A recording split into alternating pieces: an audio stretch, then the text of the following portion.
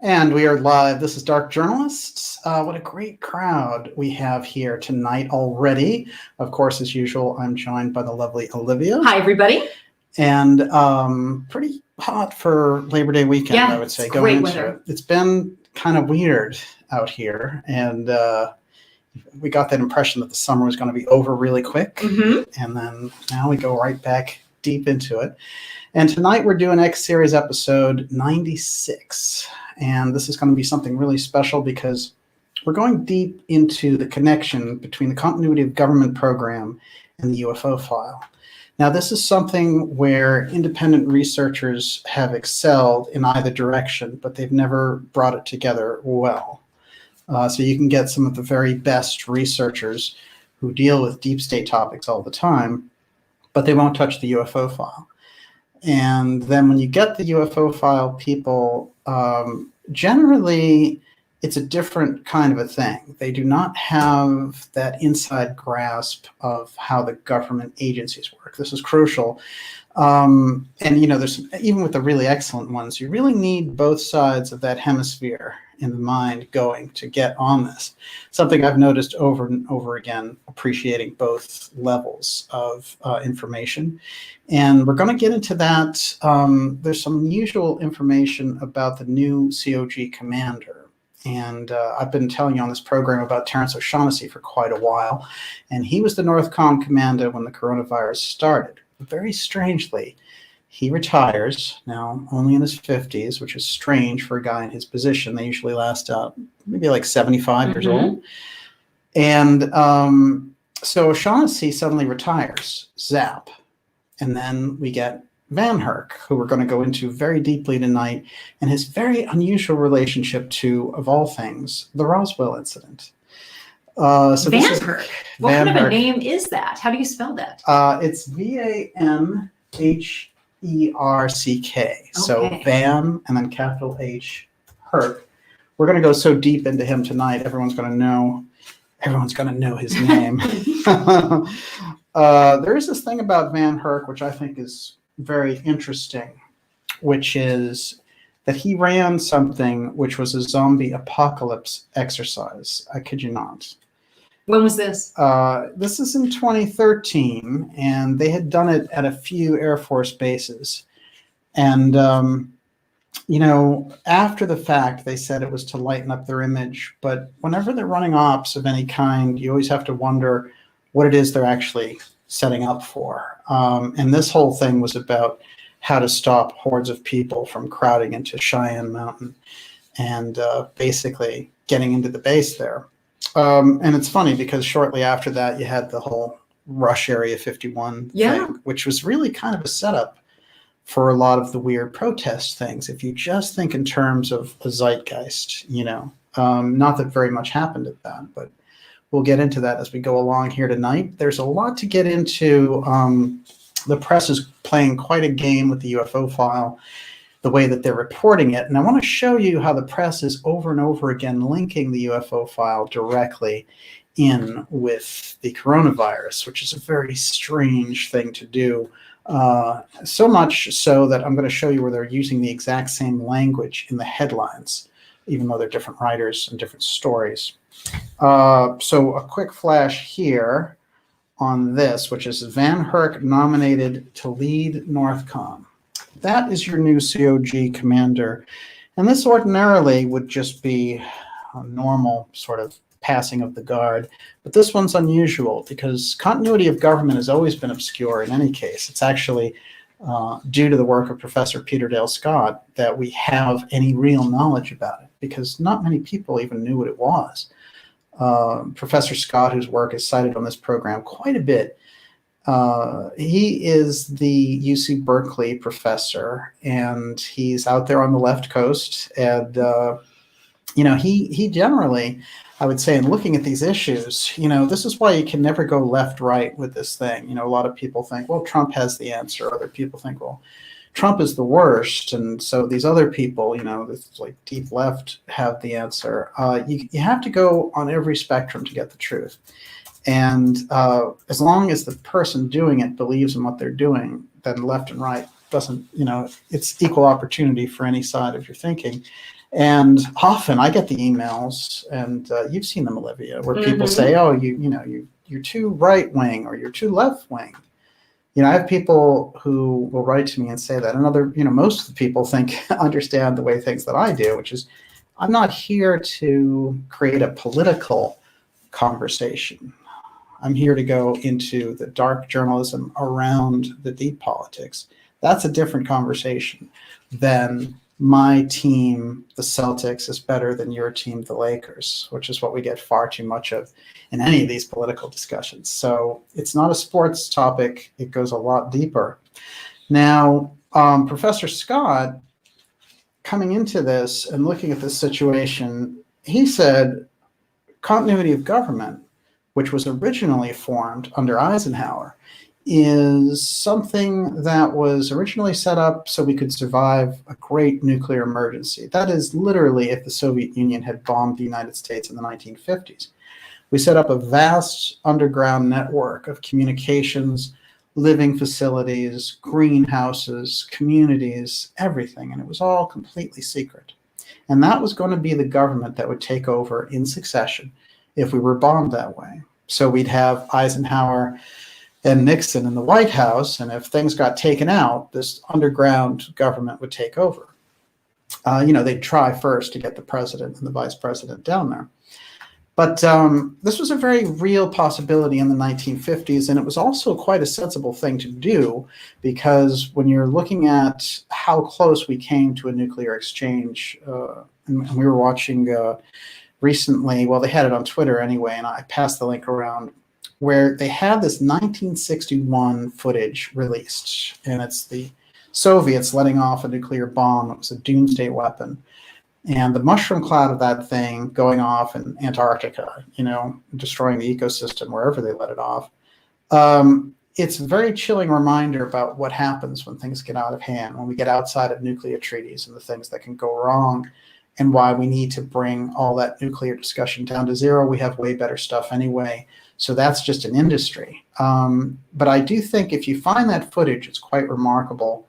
And like I said, it's in my Twitter feed at Dark Journalist on Twitter.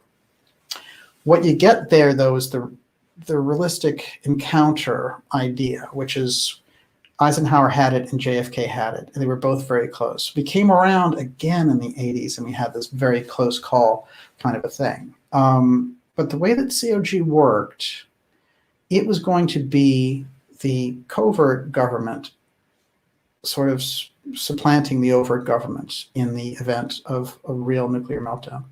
That's the core origin, so the continuity of communications. It came to be known as the Doomsday Network.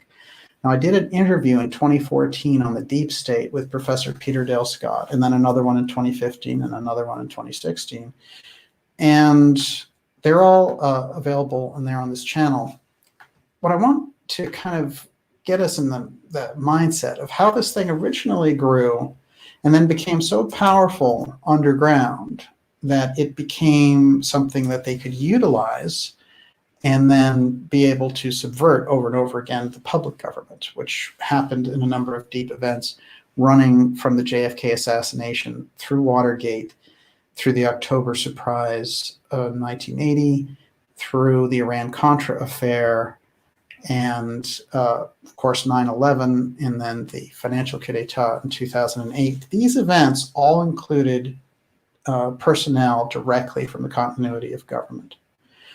In the case of the JFK assassination, there was more than one, but certainly Winston Lawson, who was the Secret Service agent who set up the entire Dallas visit for President Kennedy, he was using the emergency COG channel during the setup and during the actual incident, which no one knew why he was using the White House emergency communications, but he had access to that, and he was using and the actual Doomsday Network.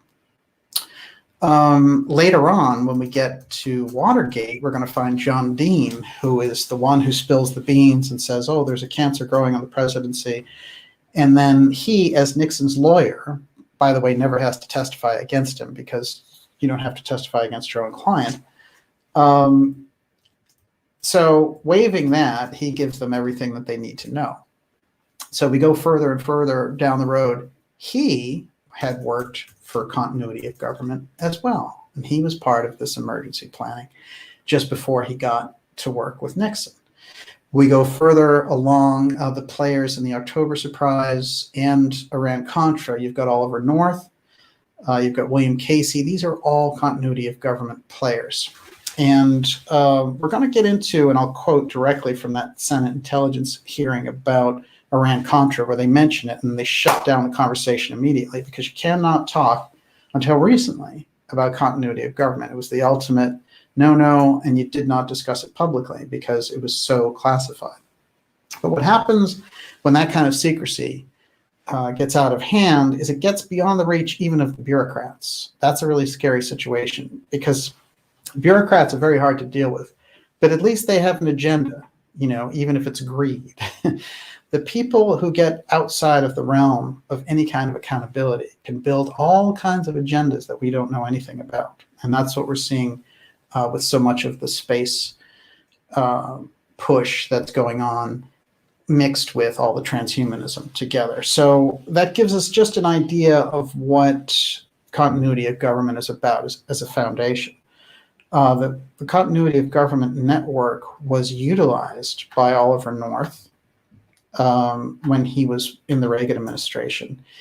And a quick thing I want to mention about North, a lot of people may remember going through history and who Oliver North is, but he was the one who facilitated the selling of weapons to Iran and then taking the profits and giving it to the Contras in Nicaragua so we could overthrow the government there, because we felt that the Soviets had an influence in our sphere, and this kind of thing went on a lot. What's interesting when you think about Central America is that in the 60s, there were a lot of Banana Republic wars in the 50s and 60s, and they try to drag Kennedy into the Cuban War. But then when you get to the 80s, they reenact the whole schedule again. It's like the CIA went right back to the Cold War, 60s mentality after a lull there, where they were kind of defanged in the 70s for a little bit. But you get into the 80s, and there they are. They're in Nicaragua. They're overthrowing governments. They invade Grenada. And so it becomes an unusual situation again, where they're back at their old tricks, but they're worse than ever. It's like none of the committees, none of the reform, nothing worked. And then later they realize, what we need to do is give ourselves a better public image. And then they really move into Hollywood. And that's why we have so many blind spots around the CIA and people not quite getting what's going on there. Although I think sensible people always understand that the CIA is sort of an agency that's just ready to lie. This is their chief characteristic, which is why when we see it in the UFO field, it has to be booted out completely. So when you see To the Stars Academy and it's rack after rack on the executive board of CIA agent, 25-year CIA agent, COINTEL pro, counterintelligence propagandist Luis Elizondo, you don't want those people at the helm of any kind of UFO disclosure. Just get that out of that's a total CIA operation. And all the good UFO researchers know that. And the ones who don't go, who resist that idea are just, they're not telling you and maybe not telling themselves, but they know better.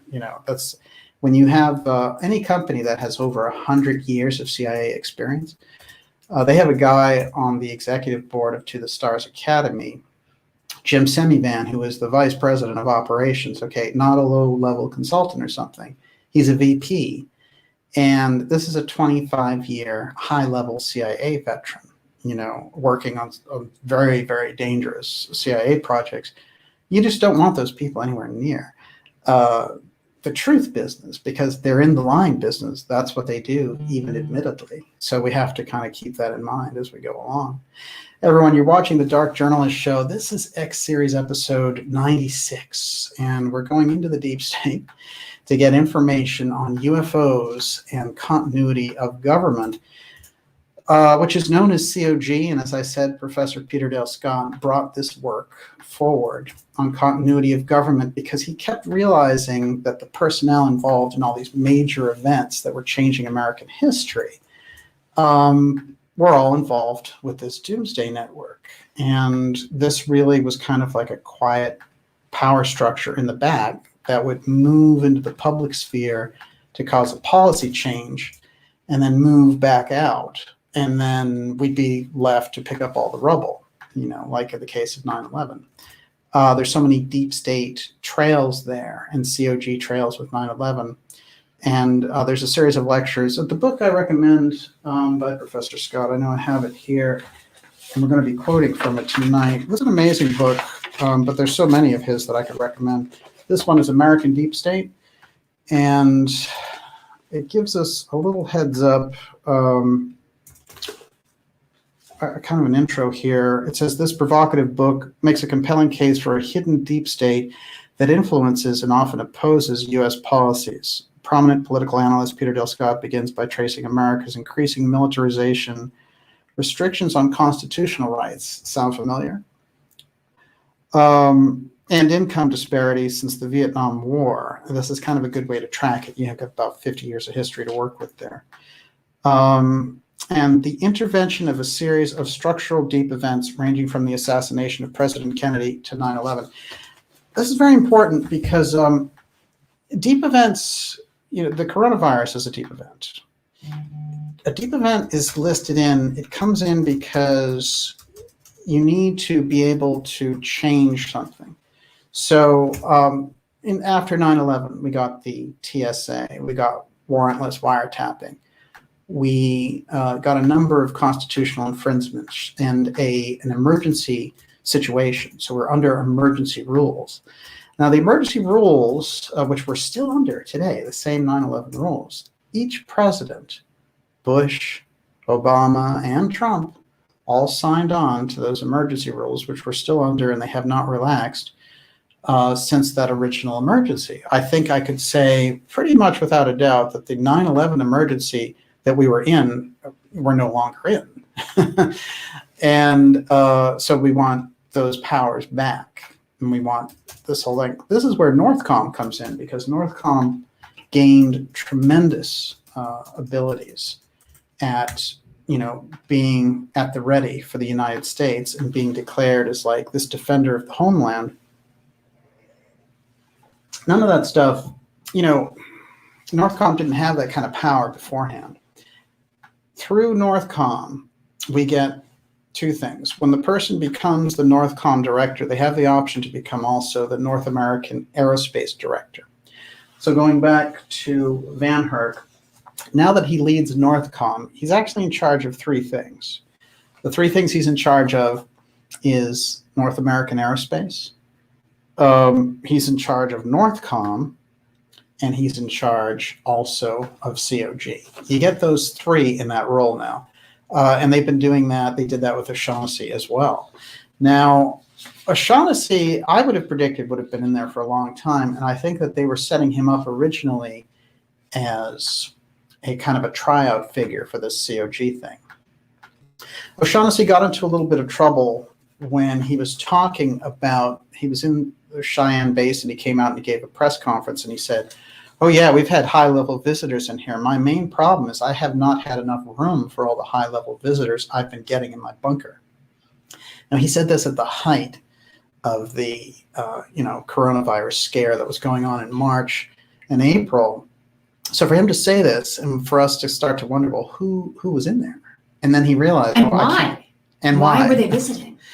There was a lot of this activity, not only in America, but in other countries. Israel, the UK, they were all exercising their bunkers as if to say, in the event of that thing that they know is coming that we don't, asteroid strike, EMP, whatever it is, they have this whole thing set up, oddly enough. And it's interesting, I was watching a press conference with President Trump, and he said, it's not enough to hide behind your Waldorf bunkers. And I was like, I wonder what that is, Waldorf bunkers, because of course we know the Waldorf schools from the Rudolf Steiner Institute, but the Waldorf bunkers are in North Dakota, and they were originally nuclear silos.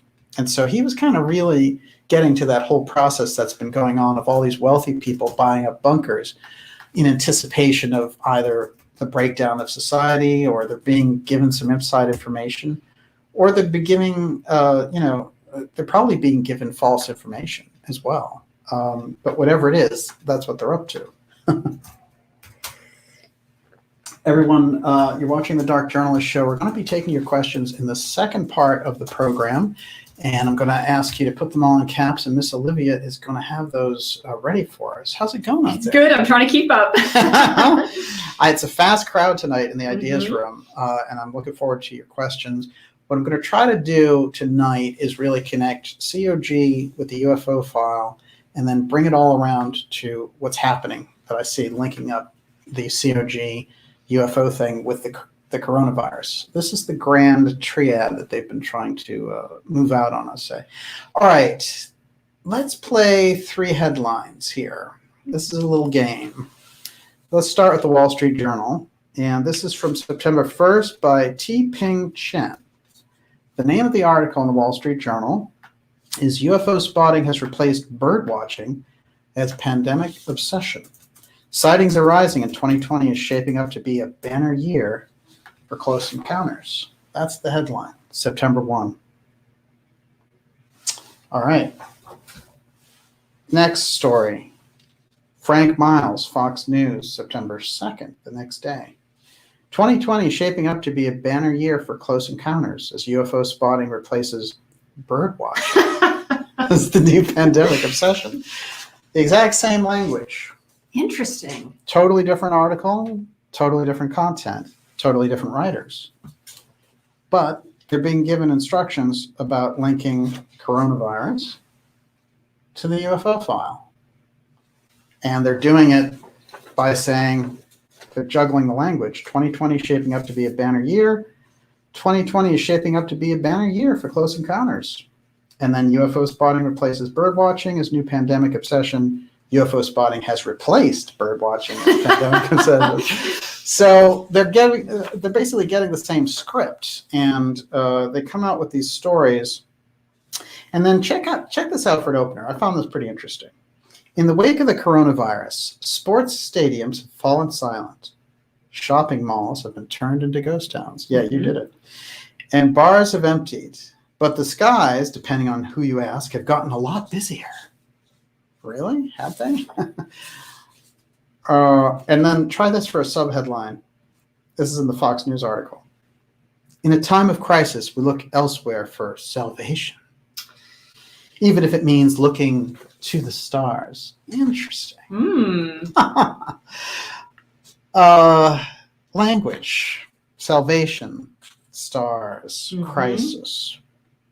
So obviously, we're getting an underpinning there of these things moving together. I'm going to use the third headline, which was this one, which came out a lot earlier. And I'm going to stress that this is 2015.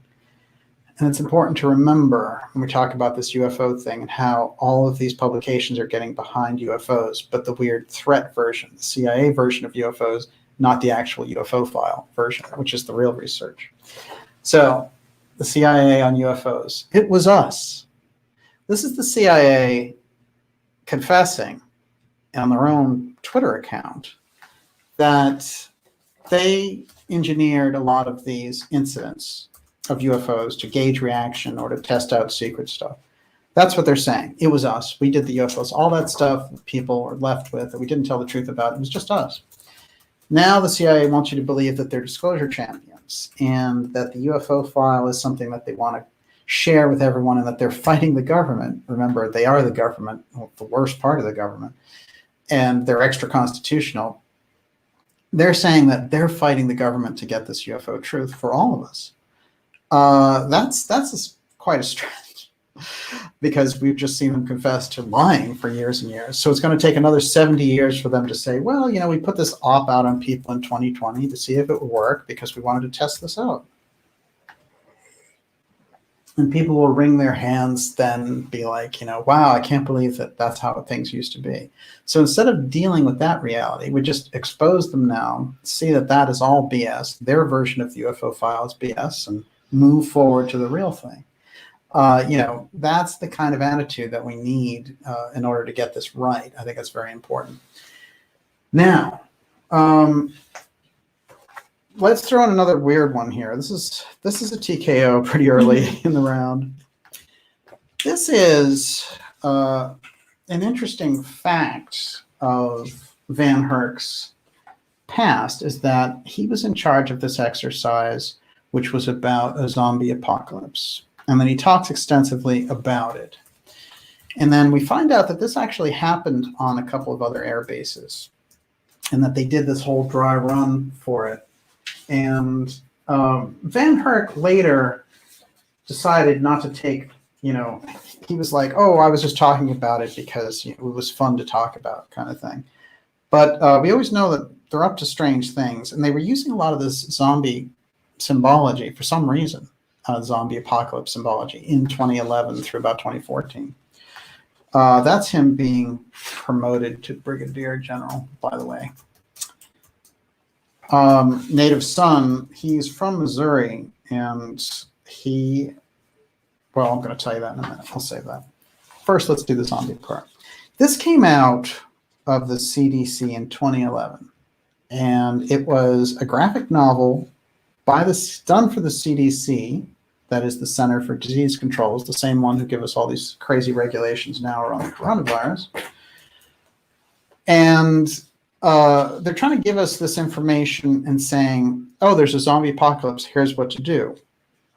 And it's Preparedness 101, the zombie apocalypse. Wow. Now, this is prepared for them by Northrop Grumman, the defense contractor, who, remember, sucked up most of Howard Hughes's technology when it was sold off. The zombie pandemic. Let's find out a little bit about this zombie pandemic. Get a kit, make a plan, be prepared. Now, remember, our friend VanHerck was leading these mock zombie apocalypse exercises on Air Force bases. Now, in there, they talk about how there's this crazy disease that's happening and they need to get this vaccine going. And so it's saying, we're using the same type of vaccine we use for the seasonal flu. And then they show this. This is 2011, remember.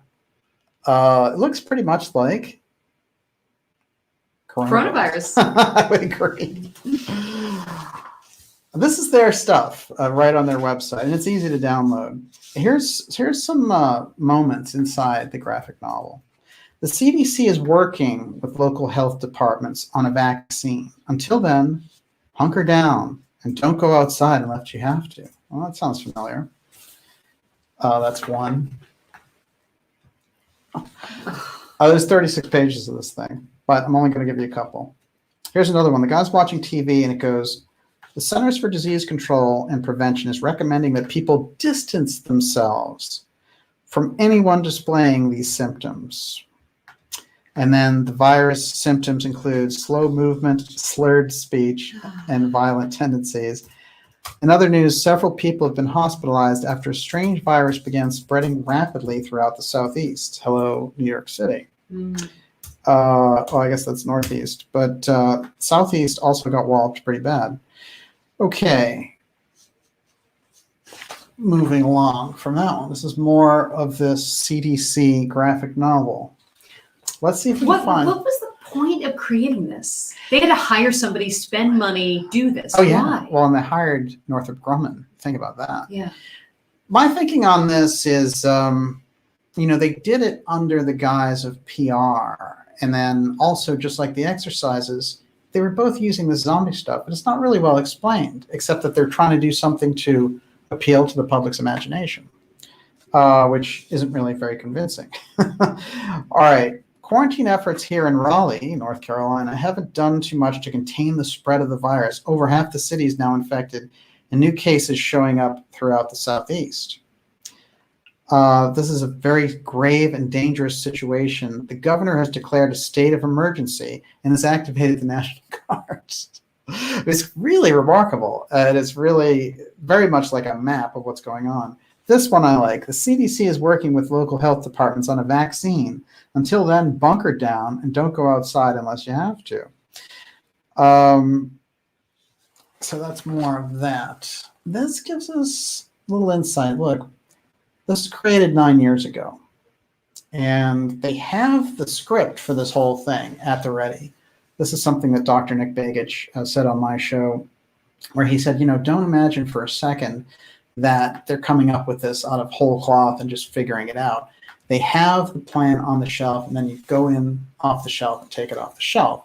Now, in the Bush administration in 2006, they had this whole scenario breakdown. It was all the social distancing, the whole bit. And they were looking at it in terms of what would happen if there were some kind of biological agent released. Of course, they were doing so much illegal work at Fort Detrick themselves with anthrax and everything else that they could have released it themselves. So is the plan more for how to handle it, or is it a good cover story? In any case, they decided in their own notes, the American people will never go for this. They won't go for being locked down, and they won't go for social distancing and all that. Forget. Come 2020, they realized, hey, this is our chance. We can do it. One last thing on the graphic novel. In other news, several people have been hospitalized after strange virus began spreading rapidly. So they said you can get more information at emergencycdc.gov. I think it is interesting to note what's going on there. The imagery, the distance, stay at home, don't interact with other people. The whole bit is there, contained inside this very unusual graphic novel. And they wanted this pandemic. They wanted this thing. They wanted to be able to roll this out. There's a lot of different theories as to why. You know, as we talk to people in Australia who people have been sending me things there, many of us have been seeing online the incredible lockdowns that they're doing in Australia, in Sydney, in all these different major places in Australia.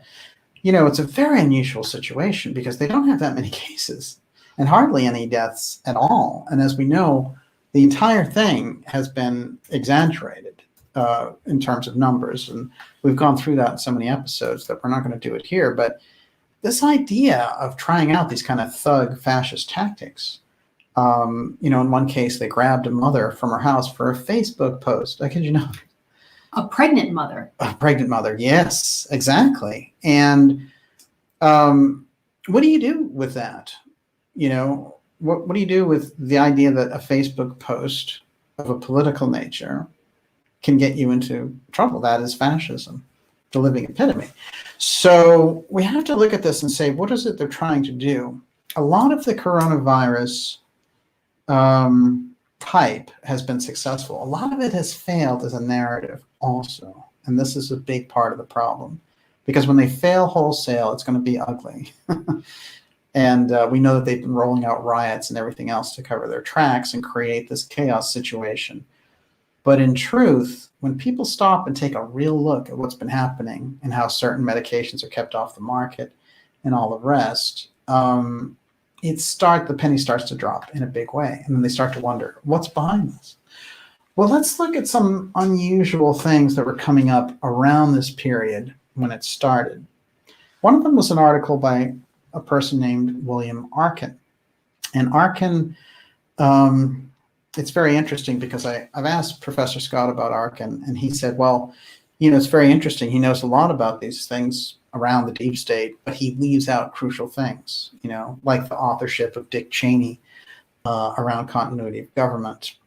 And this is an important piece to put together because Dick Cheney, the former vice president and defense secretary, and Donald Rumsfeld, the former defense secretary under Ford, coming back again 25 years later under Bush W. Bush, they both worked together on COG all those years, even when Rumsfeld was in private practice and developing aspartame for these corporations. And when you look at that, you see that they have a role in it. So you understand that COG comes outside just of the government umbrella. It's in that weird corridor again that we've described. Now, I want to point out here that I've done a documentary called X Protect the UFO File Assassins. And that's available on this channel. And in that documentary, you get the background on how this happens, that there's an aspect inside the military-industrial complex on the aerospace side that coordinates with a deep intelligence wing. And those things step out of the traditional role of the government and outside of the traditional role of the corporations. They've created a different corridor right there. That's where the defense contractors and the black operators meet. So we tracked it, and we tracked all the UFO cover-up aspects to it, but we also tracked them through various political assassinations. This is very important. These are the dots that we need to connect if we're going to get somewhere in understanding who these people are. If we keep looking to the traditional fall guys, the main kind of political faces that we know and we're familiar with, it's not going to, we have to understand that they represent interests and that those interests run really deep. And, when's the last time anyone audited Lockheed Martin? Catherine Austin Fitts, in a conversation that I had with her, called the United States of Lockheed Martin. There's a reason for that, because they have their fingers on everything. When she was trying to audit things for HUD, she found out that it was the military contractors that controlled all the data. This is a problem, and that's, it sabotages a democratic republic when you have that type of control, because it represents a money interest, a military interest, and a space interest. So it's a deadly combination. We're going to see just how that goes. Everyone, you're watching The Dark Journalist Show. We're here on X Series episode 96. This is COG, Continuity of Government and the UFO File. There's something in place in case of an emergency, which is a group that's ready to take command of the United States. And we've seen the leader now is VanHerck, General VanHerck, who is an Air Force general, and he's taking over for Terry O'Shaughnessy. And O'Shaughnessy, it's interesting, was raised in the beginning of this pandemic as a possible replacement for Trump, bringing in COG. And we'll look at a couple of these. Newsweek, exclusive, as Washington, D.C. faces coronavirus spike, secret military task force prepares to secure the Capitol. So if Pence and Trump get coronavirus, boom, these guys move in. This was the nature of it. And again, it's that William Arkin guy who's very knowledgeable, but as Professor Scott said, leaves important things out. Meaning, he knows about the stuff, but he doesn't really let on. So these are not by any stretch of the imagination complete articles. I think that it's really Professor Scott's work that gives us the complete picture of COG, and we're going to see why. Okay, from this article, Newsweek, above top secret contingency plans already exist for what the military is supposed to do if all the constitutional successors are incapacitated. Standby orders were issued more than 3 weeks ago to ready these plans, not just to protect Washington, but also to prepare for the possibility of some form of martial law. So prepare for martial law, that's a big step. And this is what they were busy doing in April. Certainly those plans have gotten very, very advanced. According to new documents and interviews with military experts, the various plans, codenamed Octagon, Freejack, and Zodiac, are the underground laws to ensure government continuity. They're so secret that under these extraordinary plans, devolution could circumvent the normal constitutional provisions for government succession, and military commanders could be placed in control around America. We're in new territory, says one senior officer. He sounds happy about it, too. The entire post-9/11 paradigm of emergency planning thrown out the window, the officer jokes. It's really weird. It's the kind of morbid humor characteristic of this slow-moving disaster that America had better learn who General Terrence J. O'Shaughnessy is. And this is when I became very interested in O'Shaughnessy. But he's the combatant commander of the United States. So O'Shaughnessy had this role in NORTHCOM, and he was also the COG commander and the commander of North American Airspace. So now we've moved in this very interesting character, VanHerck, in there. There was a ceremony on 8/20/2020 to swear in the new guy, and the old guy goes out. Please join us live as General Terrence J. O'Shaughnessy relinquishes command of the North American Aerospace Defense Command and U.S. Northern Command to General Glenn D. VanHerck during a change of command ceremony beginning at 1000 military time, 1200 ET, August 20th, 2020. Then stay tuned for the change of command ceremony of the U.S. Space Command immediately following. They also changed hands there. So a lot happened at the end of August. This thing that was floating around, this particular COG op that was hanging out there, either got into trouble because O'Shaughnessy said, oh, we had these very high-level people visiting us in the bunker, and we couldn't fit them all. Or they wanted to double down, and they felt like O'Shaughnessy didn't have what it takes to do this op. Or Mark Esper, who's the defense secretary now, who finds himself often on opposite sides with Trump, this is his guy. And that's what I'm going with. I'm going with that option. I think that this is his guy, VanHerck. We're going to take a look, too, at something interesting about Defense Secretary Esper, because he's deep, deep, deep inside the machinations of this aerospace wing. He comes out of aerospace. He led the Aerospace Industries Association. So we need to understand where he's coming from, and then we need to bring the UFO part in, and that's exactly what we're going to do. I want to remind everyone you're watching the Dark Journalist Show. You know, we've been seeing so many people thrown off of social media as just becoming kind of a common thing, unfortunately.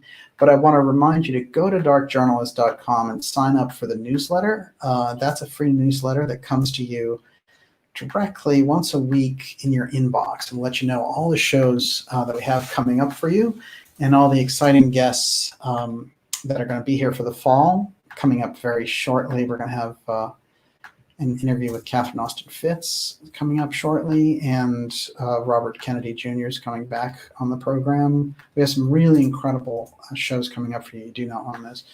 And so make sure that you're signed on there at darkjournalist.com.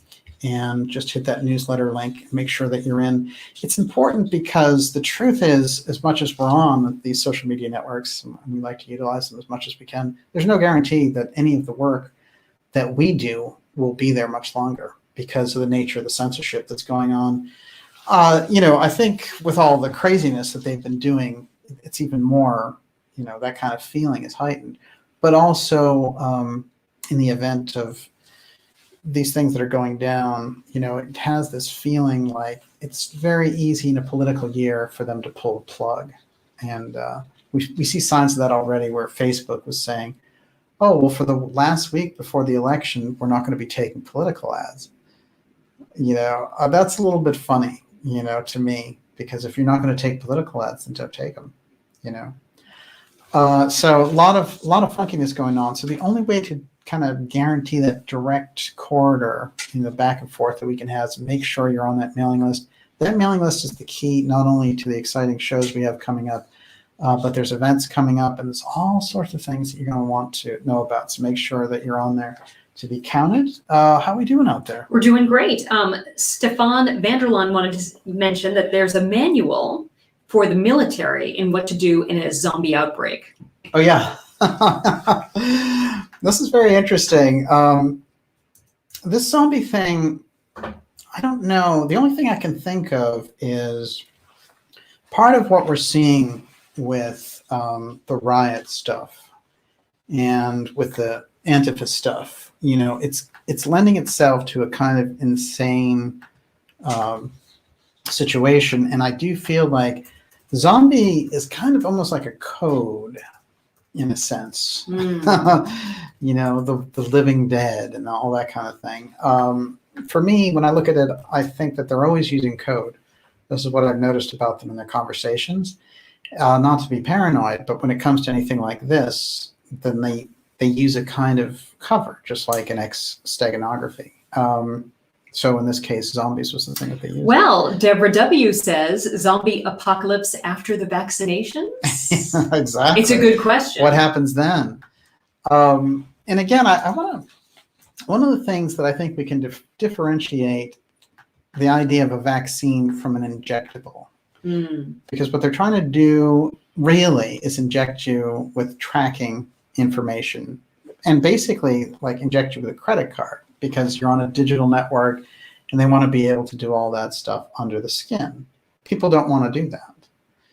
Ordinarily, I'm sure there's a few volunteers. I see them at the Apple store sometimes. But, you know, the nature of the thing is they have to find a way to slip it in. You know, so many of us remember the book Spy Chips that came out that really revolutionized things. That's 2007. And it scared off all of those groups that were pushing hard for chipping this and chipping that. And so the surveillance is very deep. So they had to find a way to do this. So when we think about vaccines versus injectables, I think there has to be some differentiation in our mind. Vaccines are hazardous enough because there's no oversight. This is part of the problem. And this actually came up in my first RFK Jr. interview, which is on this channel, and I do recommend it. It's short, it's like under an hour. But he makes the point that in 1986, what happened was the vaccine companies were getting sued so much that they went to the government and said, you know what, we're not going to make anything anymore. Forget about it. Unless you indemnify us against any kind of suits. So no one can take any legal actions against us regardless of what happens to them. And this is the crucial thing about how we got into this problem. Zero liability. And zero accountability, yes. But the liability thing is important because then they can make as many mistakes as they want and it doesn't matter. And whenever things go wrong and, you know, people have vaccine injuries, whatever, the media can just play it down and say like, oh, you know, everyone who doesn't want to do this is crazy, which they've done. But the problem is, you know, people care about their health. And their children's health. And their children's health. And although they can be pushed around and they can be, you know, snowballed and all the rest, there's a certain point where, you know, you're going to get that pushback. You're not going to be able to do it for everyone. You know, they wanted to make the 7.5 billion vaccines and cash in on that, control everyone from a massive infrastructure in space. And, you know, the problem is you have people like dark journalists out there busting your balloon. You know, you've got Catherine Austin Fitts, who's been inside the government busting your balloon, you know, and you have people on, you know, throughout the country who just are not going to go for those types of things. So as much as you have a certain type of obedience going on, the type of ubiquitous response that is required for the op that they're running is too hard to get. And they don't know that because they're surrounded by people that are all paid off and are kissing up to them and saying, Gates, you're great. You'll be able to go out there and become the next president yourself. You've got such a winning personality. And, you know, Gates comes out and he folds his arms and he looks crazy. You know, he's about, you know, he's about the least appealing person in history. I think he has higher negatives than anybody. And when I was a tech editor, everyone knew of Gates as the shyster, you know, because that's what he's famous for. When he ran Windows, he was a shyster. When they made the Pirates of Silicon Valley, which I think it's very difficult, you don't see that in reruns anymore because it's a very unflattering but realistic portrait of Gates. This is important because, you know, they've been finding out that Gates has been contributing so much to the media that the reason that they're so in love with him is because they're paid off. It's their good money. If they don't do it, they're not going to be able to get that houseboat. You know, I mean, it's a deeper system than just their greed, but just to use the greed, you know, if greed is easy to understand. It is, yeah. I mean, the other thing is, you know, they're out of the system. They won't get the opportunities. Mm-hmm. It's just like if you don't join the Council on Foreign Relations, you're done, you know, in that environment. So like Anderson Cooper and all those people, they just have to do what they're told. Rachel Maddow, you know, it's a chorus of barking dogs, and that's just the way it goes. Now, that's the system that they're in. That's why people, by and large, don't trust the media. But there's still that sliver, the kind of mainstream sliver of people who trust their particular political outlet, MSNBC, CNN, you know, Fox. You get really hardcore, and you don't realize it. I mean, they think that it's public broadcasting and that it's, you know, they have a responsibility. They're just paid operatives. And the companies that are paying them the pharmaceutical companies and all the rest. If you do a program like exposing pharmaceutical companies, they'll yank all their ads, and that'll be the end of that. And you'll also lose your bunker, your Waldorf bunker in North Dakota. Yes. I have a question for you. So War Priestess says, so COG has become the deep state, something they've used to steal resources and power. Could you explain how COG relates to the deep state? Because they're not the same. No, they're not the same. The deep state is, and Professor Scott coined the term, but it came out of a Turkish term that was very similar. And it was because there was a car crash, and in the car crash was the head sort of drug dealer, you know, in Turkey. And then there was a very high official, and then there was a beauty queen. And that was like, they realized there was some kind of connection going on here between all three of these things. So there was like a sexual blackmail, there was like drug running, and then there was a political official. And that constituted a type of reflection of government forces that we don't get to see, but that utilizes power structure. So the deep state is very easily summed up this way, and this is oversimplification, but it's a combination of intelligence forces, that is, that operate inside our intelligence services, like the CIA, extreme financial powers, oil companies, things of this nature. Then the contractor groups and the mercenaries that the intelligence groups hire out, like Booz Allen Hamilton and that kind of lot. These types of contractors who, you know, will go the extra mile outside of the law, so that if the CIA gets taken, you know, the CIA can't be prosecuted anyway, but they get worried individually as agents, as people, that they could be prosecuted. It's built into the CIA that as an agency, it can't be prosecuted. That's the way it was made in 1947. It's a big problem. The Central Intelligence Agency is a big problem because it's an extra constitutional force. It's not envisioned inside of the Constitution. And the original idea when Truman set up the CIA, he just wanted a group to go around that would obtain internationally information that the president would need to make judgments about, you know, where to put this nuclear missile, or where to kind of spread this American word, or where to help this elections or whatever. And what happened was this group got out of hand, and a splinter of this group called themselves the Operation of Policy Coordination, and they went around the world, you know, rigging elections, overthrowing leaders, and doing this kind of stuff. And the main leadership tried to get their hands back on them and say, bring that under the CIA wing. This OPC thing is out of control. What ended up happening is that the OPC wing took over. That is kind of like the covert clandestine wing of the CIA took over the regular pencil pushers, and it became the norm. And these guys had a worldwide network. They had lots of money behind them. They had all these business connections. And so when someone like JFK walked into office, he was like, I'm the president. You have to do what I say. And they were going to him and saying, you can say whatever you want. We're not going to do it. So this became a really big problem. And then he, you know, went through firing Dulles, who was the real sacred cow in intelligence. And then, you know, the blowback on Kennedy was he gets assassinated through this CIA deep state mechanism. So the deep state versus COG. The deep state really, according to Professor Scott, is more like a system, and it gets together for a particular purpose, coalesces, gets a policy change, and then moves back into the background. So it usurps the overt government with this covert element. COG is a particular group operating underground, and it's set up as a secondary government.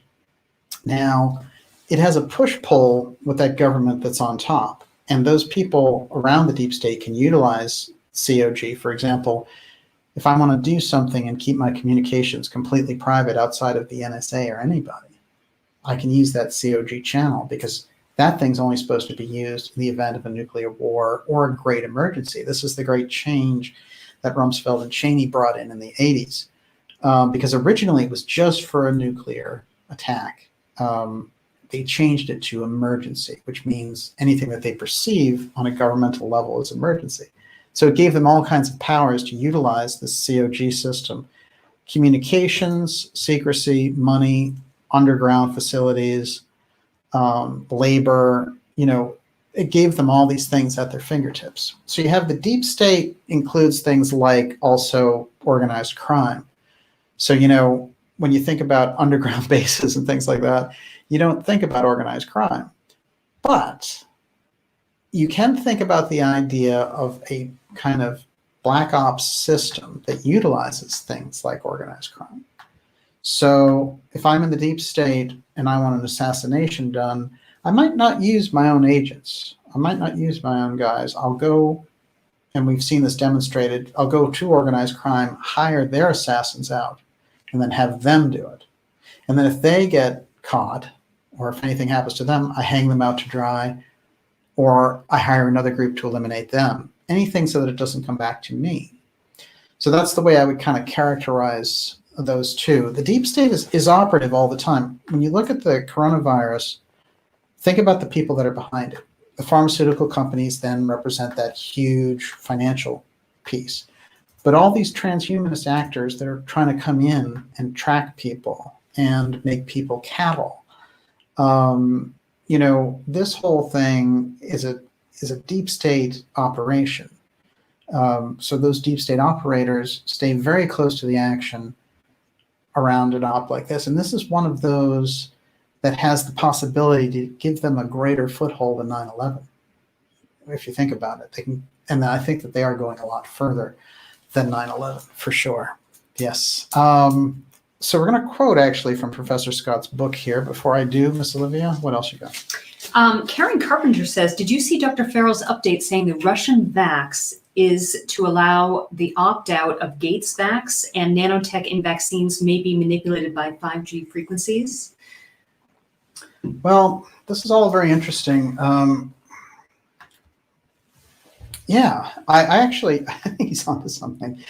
The 5G part is so fascinating because there's an idea out there that 5G has a very hardcore negative impact on our health. And I think really good doctors have come forward to talk about this and how dangerous it is.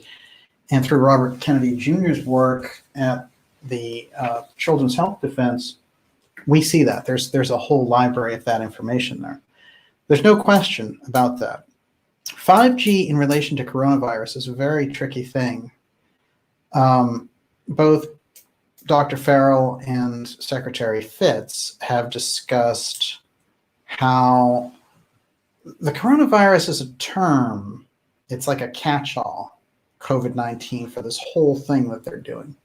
So they're using that one health emergency idea, which they exaggerated, to bring in this whole other system, which eliminates cash, which brings in smart cities and everything, the Internet of Things. You become part of the system. You plug yourself in, and then it has a process for you every day. It's like Fitbit for Nazis.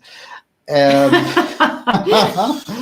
so the way I would look at it is, they have a system that's ready. And I think what they did, it was very interesting because if you go back and listen to the interview I did with Catherine Fitz just before this started, and I don't think we were able to do the part 2 on that one. This is interesting, though, because she came forward and she said, they're rolling this out. They've got it ready. And then when the coronavirus stuff hit, she said, they're very impatient. Somebody in there decided to go for a Hail Mary and get the whole thing done. Devil may care, let's make it all happen. So they released this thing, and then they came by and hired all these governors and said, doesn't matter what the president does, defy him, get past it, lock everyone down. And they spooked Trump as well. Now, a few months later, though, a lot of their narrative has holes in it. And there might be forces inside that system who wanted to do this more slowly and are freaked out by the fact. Just like when we went into Iraq, there were groups inside of that CFR wing who were also war-making groups, but they didn't like the cowboy diplomacy because it's embarrassing.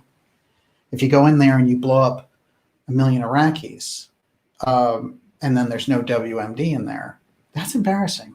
And it might backfire on them and ruin all of their plans. And it might bring out those 300 or 400 people that are running all this and make them to the fore. So I think that the way I would look at this is somebody pushed very hard in the background to make this happen, and they still are in a kind of psychotic fashion, along with the riots and everything else. But I think that there are so many holes in their op the way they wanted to do it that they're not getting the full results that they wanted. And so we're in this kind of twilight zone of looking through their mask, you know, and literally. And they're trying to lock everyone down and say, like, don't talk, don't see each other, don't mingle, and all this stuff. And it's starting to creep out. You know, people are starting to get creeped out. So there's a fail in there. Although a lot of people are zombie-ish going along with it, back to zombies again, there's just an underpinning there. There's a bubbling up, you know, and it's unfortunate that as many people have gone along with it, you know, but people want to be good citizens. And if your government is saying that, then you kind of want to go along with it by nature. But unfortunately, in this case, it's a sick miscarriage of that role. So this is what we're looking at.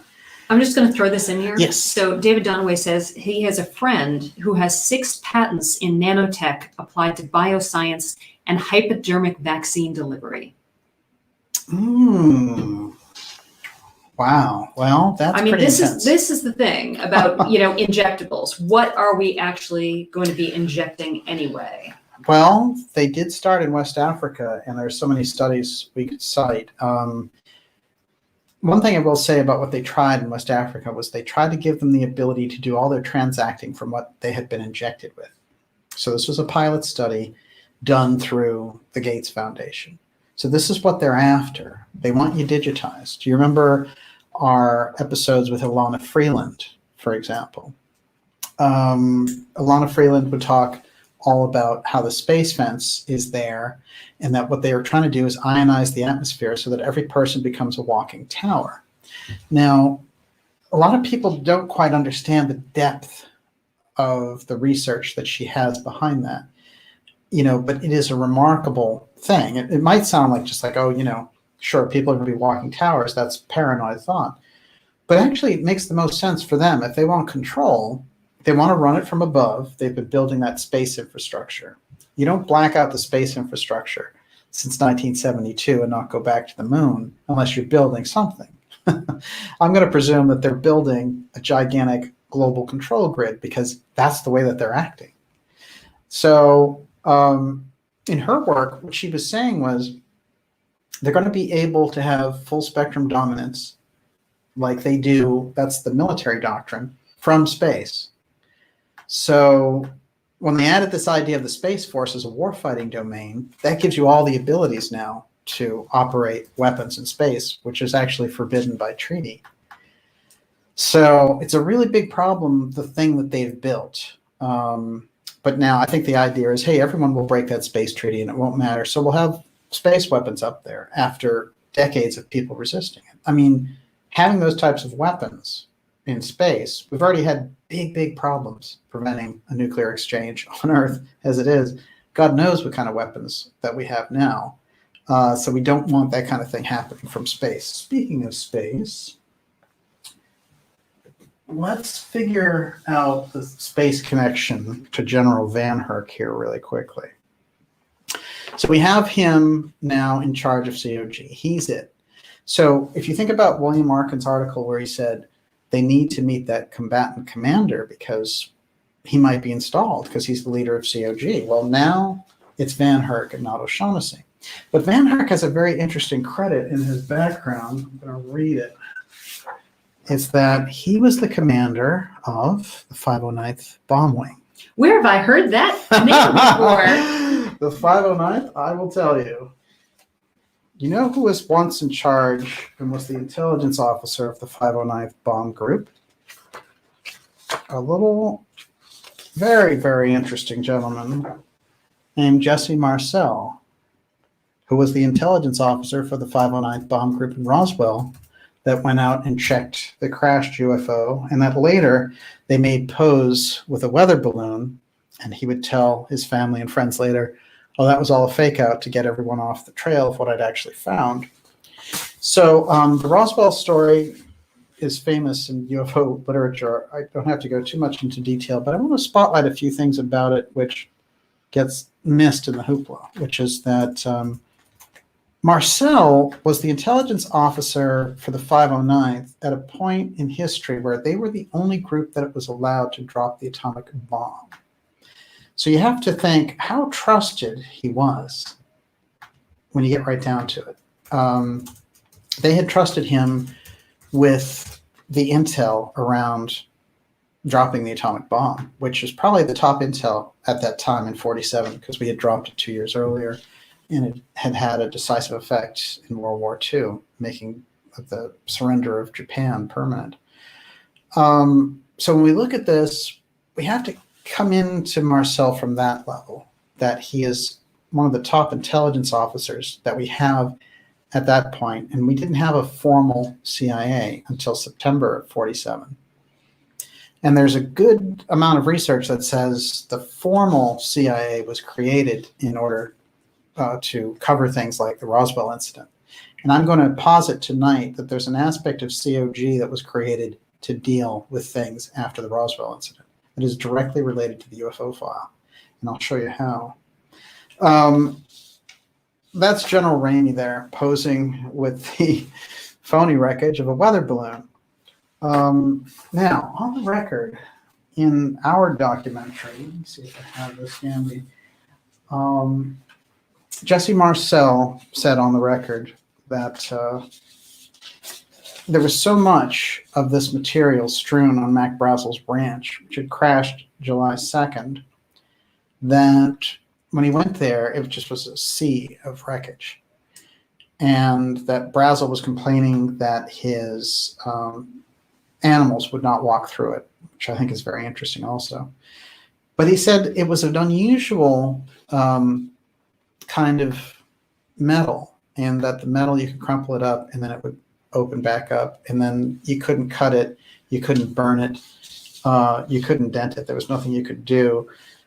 There have been depictions of that saucer crash there on the Brazel Ranch for years. Many of us know it, but actually the Roswell incident is much deeper than has ever been allowed. There are three major figures involved around the Roswell incident.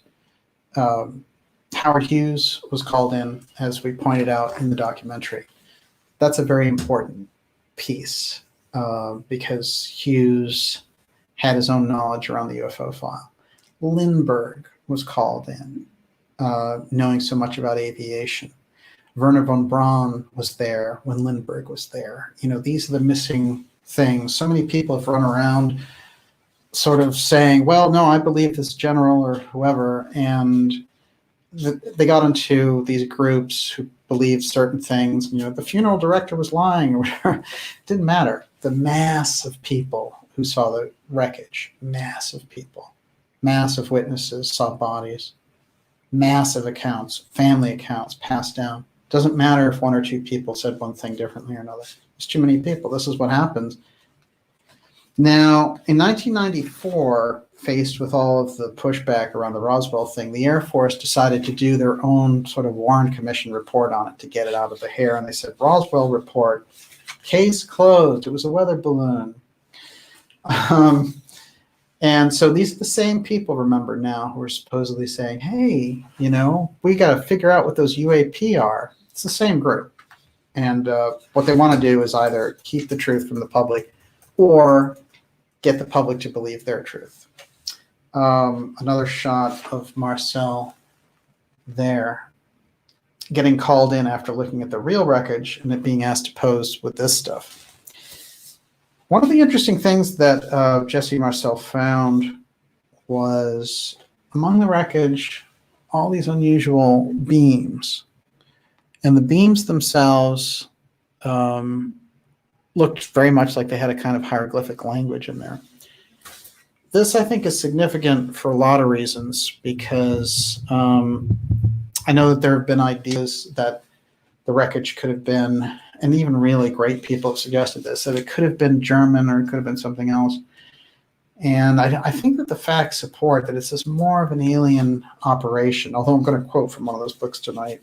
And I think it's worth looking at all aspects of this.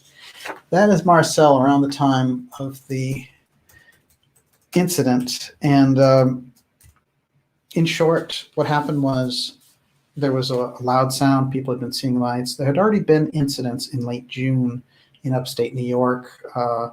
The famous sighting of Mount Rainier by Kenneth Arnold, where we got the term flying saucer, had taken place.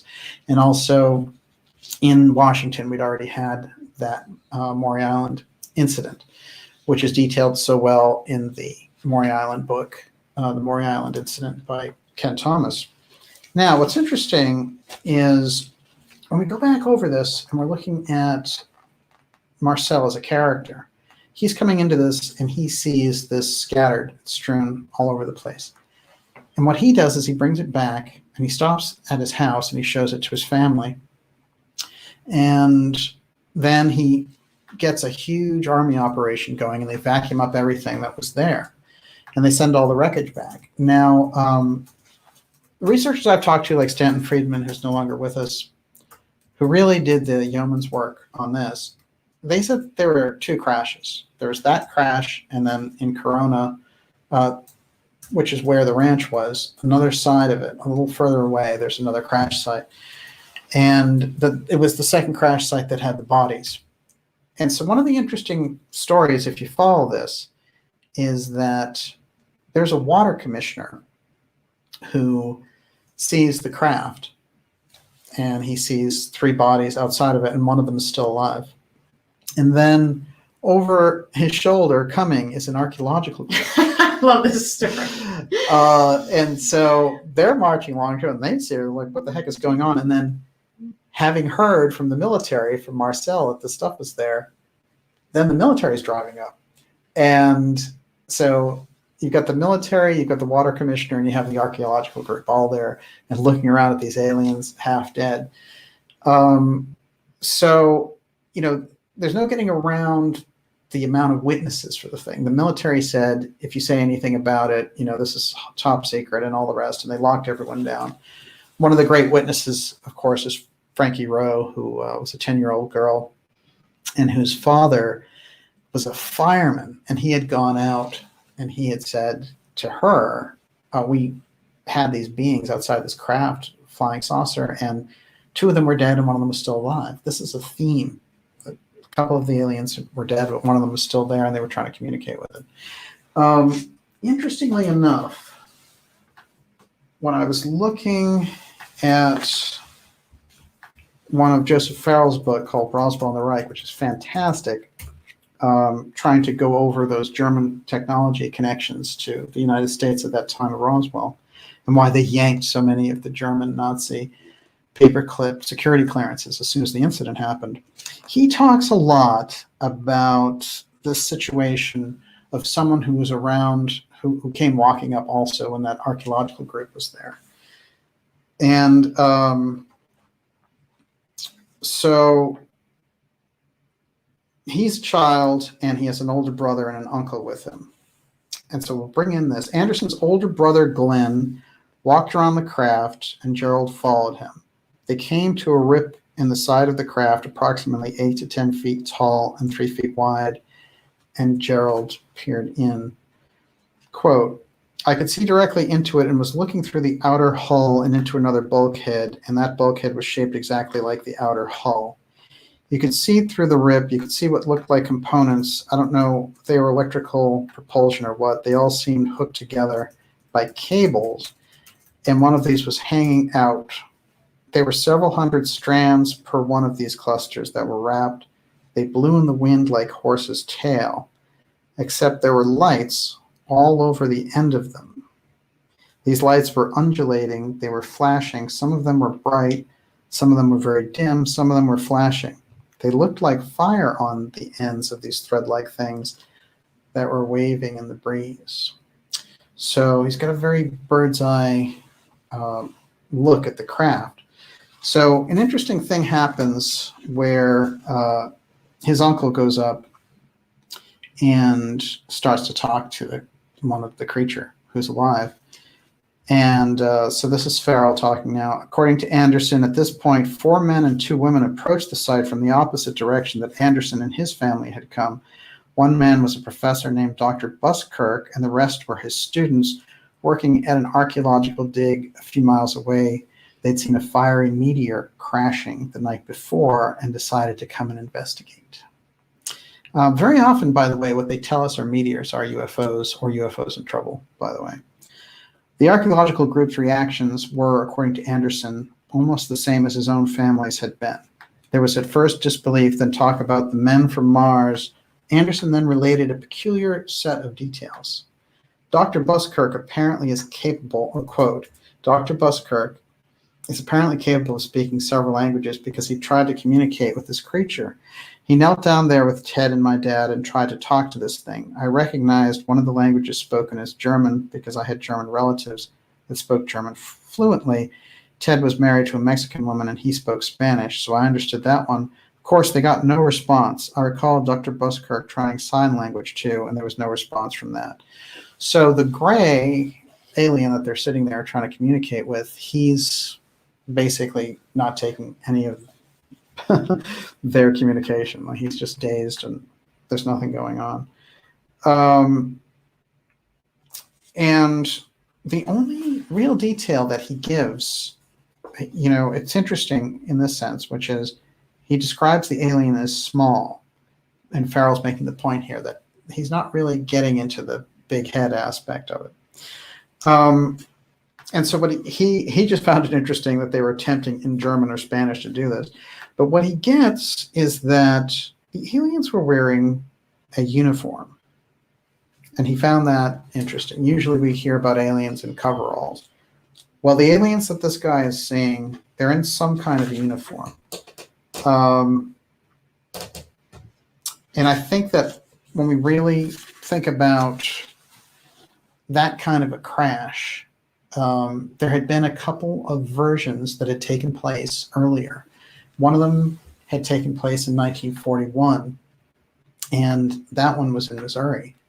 And that's one where Linda Moulton Howe investigated with a local author there who had tracked the story down and had found out that it was Harry Truman who had, you know, that big, deep Masonic background and understood secrecy, and he'd been in charge of that whole crash retrieval. That's one of the first. So that's 1941. By the time of the Roswell case, they really knew how to kind of lock things down. But in the middle of all that, the story got out, crash saucer on Brazel Ranch, and then the world got that, and the world got very interested in Roswell back then. Then they came out with the second, and that was very different. And the second one said, oh, it was a weather balloon, forget about it, and all the rest. And it dropped out of the picture. And I think what's important about Roswell is we didn't know about it for 30 years. And it was only because someone had introduced Stanton Friedman to Jesse Marcel, who had been there and picked up the wreckage for himself, that we even know anything about it. Because it was completely off the books after that one main article came out about it. So they kept it pretty good and underground. But Marcel was there. He was still alive. He knew all about it. Now, interestingly enough, one thing which is very unusual about Marcel is it came up in 2018 through a conversation with another contactee, which is Calvin Parker, who was also in our documentary. He went to meet Marcel in the early 80s, just before he died. And they had a very interesting conversation. But I'm going to read from this article. The U.S. Major hid pieces of the infamous Roswell crash in his hot water heater at home after the government tried to cover it up, it has been claimed. Major Marcel, who was the first officer on the scene after a flying disc crashed, landed in New Mexico, took material home from the crash sites in July of 1947. That's another shot of Marcel. and kept it in his house, according to British investigator Philip Mantle. Now, it was Philip Mantle who helped Calvin Parker put out his own book, because remember, Calvin Parker and the incident that took place, that took place in the early 70s, and he'd been off radar for a long time. He'd had a nervous breakdown. He wasn't interested in talking about his alien encounter. Neither really was Jesse Marcel. He had sat on the story for 30 years, so he was hardly chasing a book deal or anything like that. But I found this interesting. Let's go with this a little bit. Marcel was dispatched by Roswell Army Air Force, where he worked as an intelligence officer for the 509th Bomb Group. 509th Bomb Group now having as its commander VanHerck. He was the commander of the 509th. He's graduated now to COG. So he has the direct lineage in COG from the Roswell incident, because the Roswell 509th group was the first group to find UFO wreckage, and they were also the atomic bomb group, the most elite fighter group that we had at the time. So when they send Marcel out there, there's a long succession of commanders from 1947 for this all the way up to the present. And if you go in there from 2015 to 2017, you're going to find who was at the top leading the 509th. The 509th was under the new COG commander. This is quite a connection between these two. So according to Marcel, specialist teams were brought in to clear the wreckage, and it's claimed by some several dead alien bodies who were flown to Wright-Patterson Air Base. Right. The U.S. Air Force said that later that the object was a downed high-altitude spy balloon in a top-secret operation called Project Mogul. Now, Marcel knew all about balloons, right? He wouldn't have been impressed that it was a balloon. And how do you get a balloon strewn all over a field and animals can't get by it? I mean, a balloon is nothing. Before his death in 1986, Major Marcel admitted there had been a cover-up and that he was forced to hold pieces of a weather balloon at a press conference. So we covered that. But I do want to put these points on the record. Until now, it was not known what happened to the strange material he found at the site, a kind of metal which would spring back into shape after being crumpled. We've talked about this metal.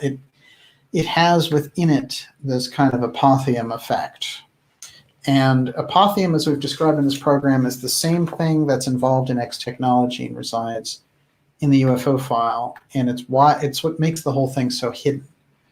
So apotheum represents a kind of physics that violates universal laws of nature. And from our point of view, where we understand things like gravity, oxygen, atoms, this apotheum effect, which is recorded all the way back through the mystery schools, Pythagoras, the Book of the Dead, this is a quality that the UFO file is engaged with. This same type of effect happens out of the UFO file.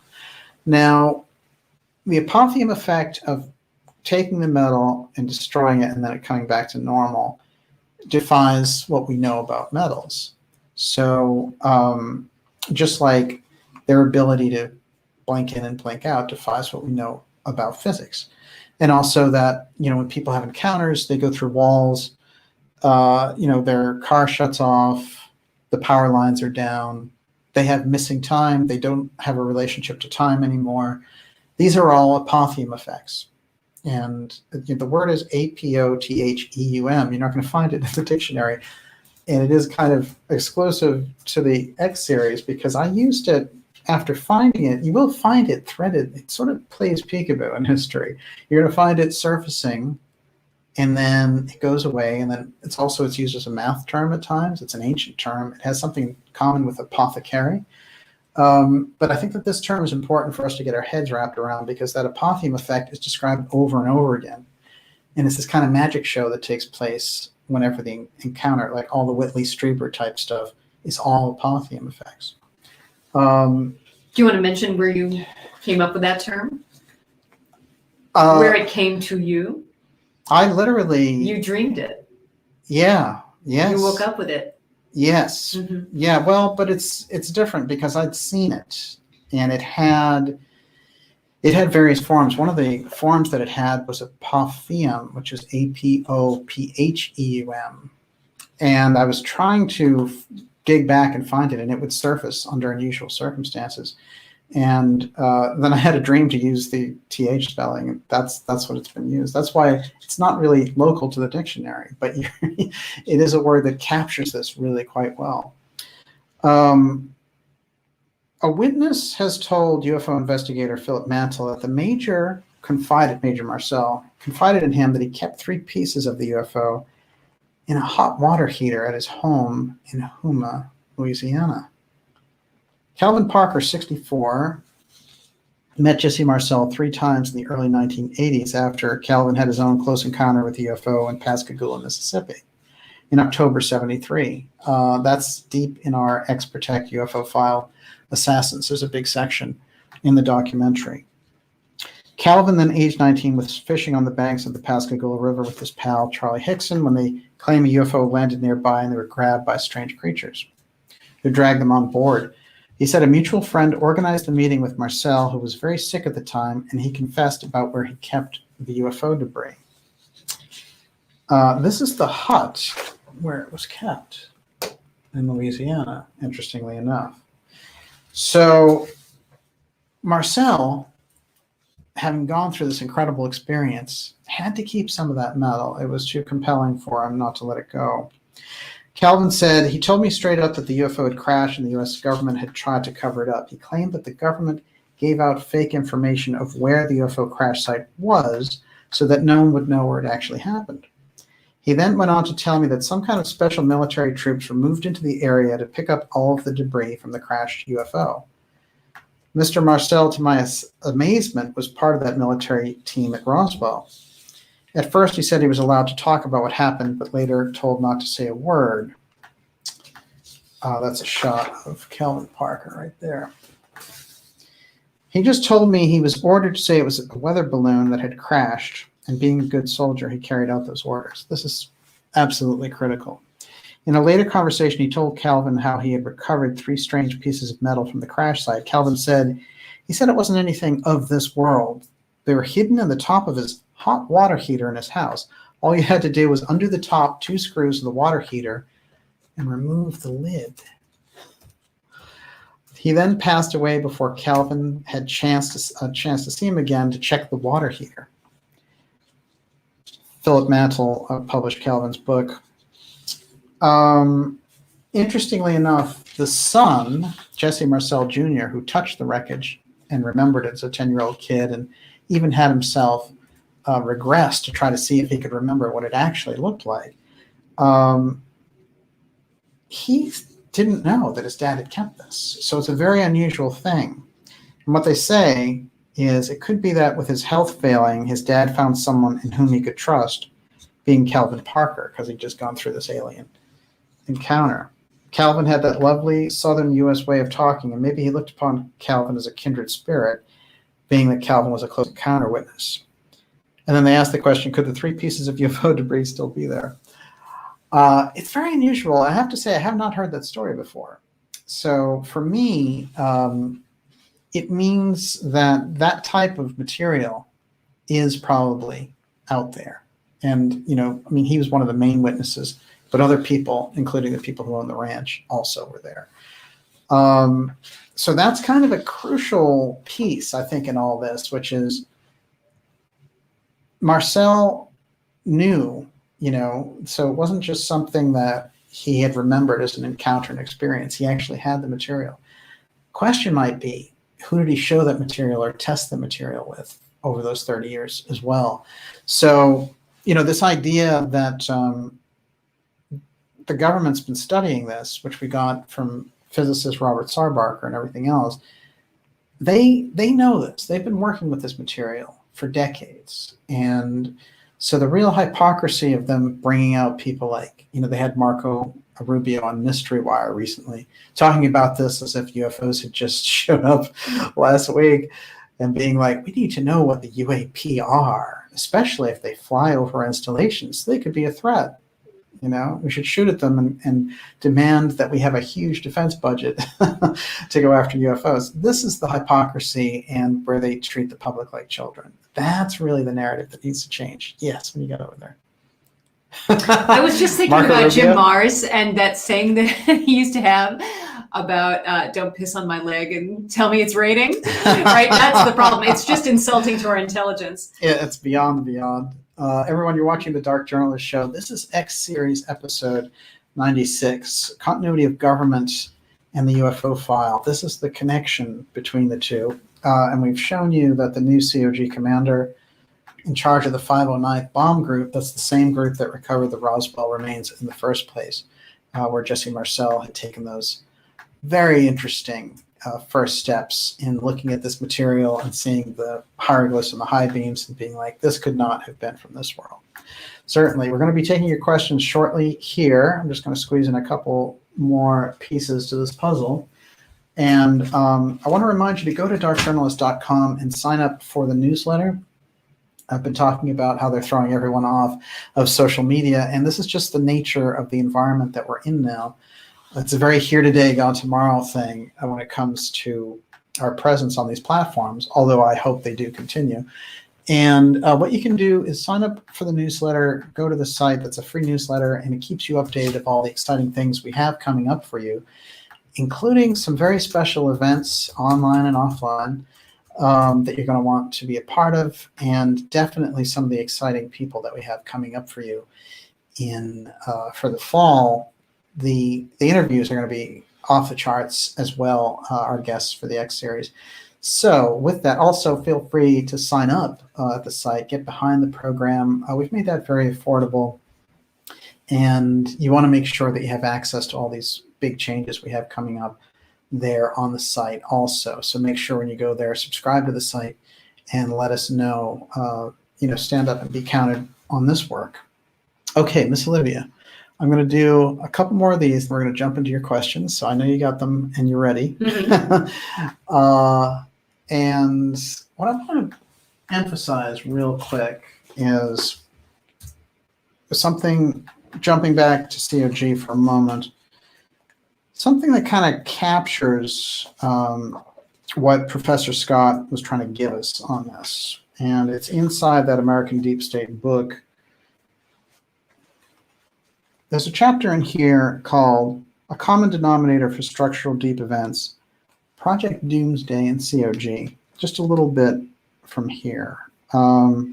He's referring to McCord, who was one of these CIA agents involved in the Watergate break-in.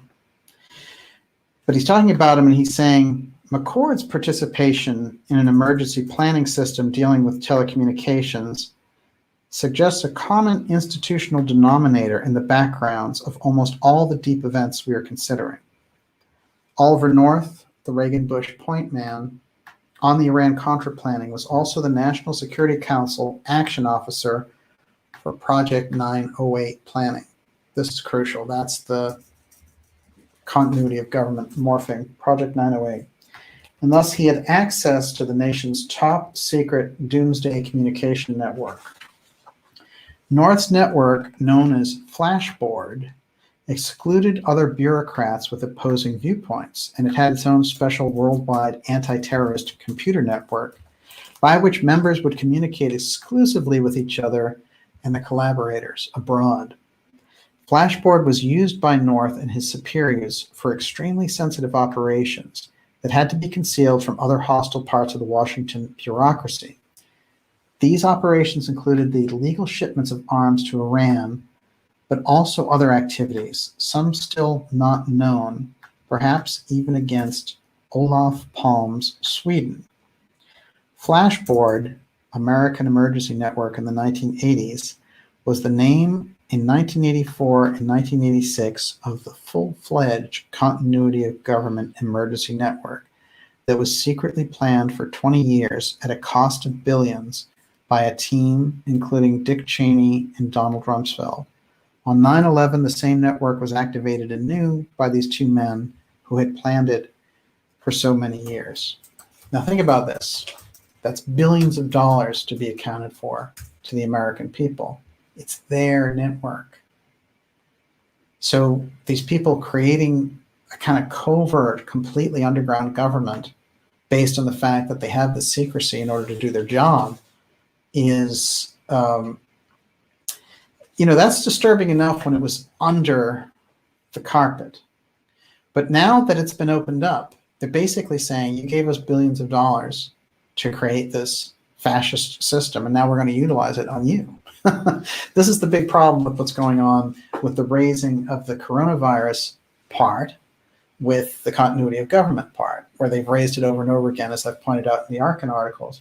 When they float that trial balloon out there, they're trying to get a sense, would the public accept military commanders, regional governors? Would they? And that's why they float this. And I have to say, I think the shakeup initially, it seems to me that as soon as they floated this originally in March, that Trump came out and he said, you know what, we're going to open everything up in Easter. But you might remember that. It was almost like he was resisting them and Fauci and all the rest of it. And then he laid off a little bit. He let it ride out. But then he solidly got out of this whole thing. And he even tried to do some events, and they were like, oh, reckless Trump is doing these events. Well, it gets very interesting because, when we're talking about the control of the government and when we're talking about Trump has a very deep knowledge on the UFO file. Now, this is something we pointed out originally in 2018 with the Tesla Trump and the time capsule episode. That's there. In a nutshell, the mere fact that John Trump, his uncle, who was a professor at MIT, about 10 minutes from here, he took this role because he was being mentored by Vannevar Bush, who was the dean of MIT. That was his protege. John G. Trump was Bush's protege. And what we found out later was that Vannevar Bush is in charge of the UFO file. So Trump cites this close relationship over and over again. He's suggesting publicly to those forces looking at him, I know about the UFO file. So you're not going to get me on that one. Now, some people might say, it's not good for Trump to know that. He might misuse it. The way that game works now is there's a battle over the UFO file, regardless of whose side you are on politically. But how that battle affects us, I think, is absolutely important. And so we need to dive in and understand the roots of these players. When you see the COG commander, who would be in charge of the entire country, having a Roswell connection through the 509th Bomb Group, it's very significant. Because for the mere optics of it, first of all, we don't know in the public a great deal about COG. And when they were talking about, Trump, if he wouldn't leave, which is a weird thing to suggest, right? He's not going to leave. And then you get the Speaker of the House saying, we'll fumigate him out of the White House. I mean, this is a very strange way. She might as well say we're going to drop a nuke on the White House. This is very unusual language. And then she says, I just met with the continuity of government people and I'm next in line. That's really weird. Are they telling her that? Because she's not. First of all, Pence is next in line. Now they've been floating out another scenario where, if they create enough chaos, they won't be able to count the votes up in time to inaugurate a president by January 20th. And whoever is the Speaker of the House would temporarily have the role of the presidency. Which is technically you could go there, but the idea that you wouldn't, think about the Bush-Gore debacle. The Supreme Court stepped in after a couple of weeks of them not working it out and saying, hey, that's it. So the idea that would happen is also a weird thing that they want to float. Astrologically, it's going to happen. Well, they definitely could delay the election results. Well, it's going to be confusing who has won. Oh, yeah, for a while. you think so? That's what the astrologers are saying. I believe it. I absolutely believe it. Well, you've seen the kind of chaos that's been going on. They obviously want that chaos to drive a situation where, there's no certainty, therefore, we get to place a Democrat in. But see, it's not just about placing Democrats and Republicans, because these are crazy people. Gavin Newsom is insane. Gretchen Whitmer is crazy. Nancy Pelosi is out of her mind. So they're locked into a system, and they're so hell-bent on creating this chaos mechanism to get it. that they represent a huge danger. And this is the nature of this situation that we've been under.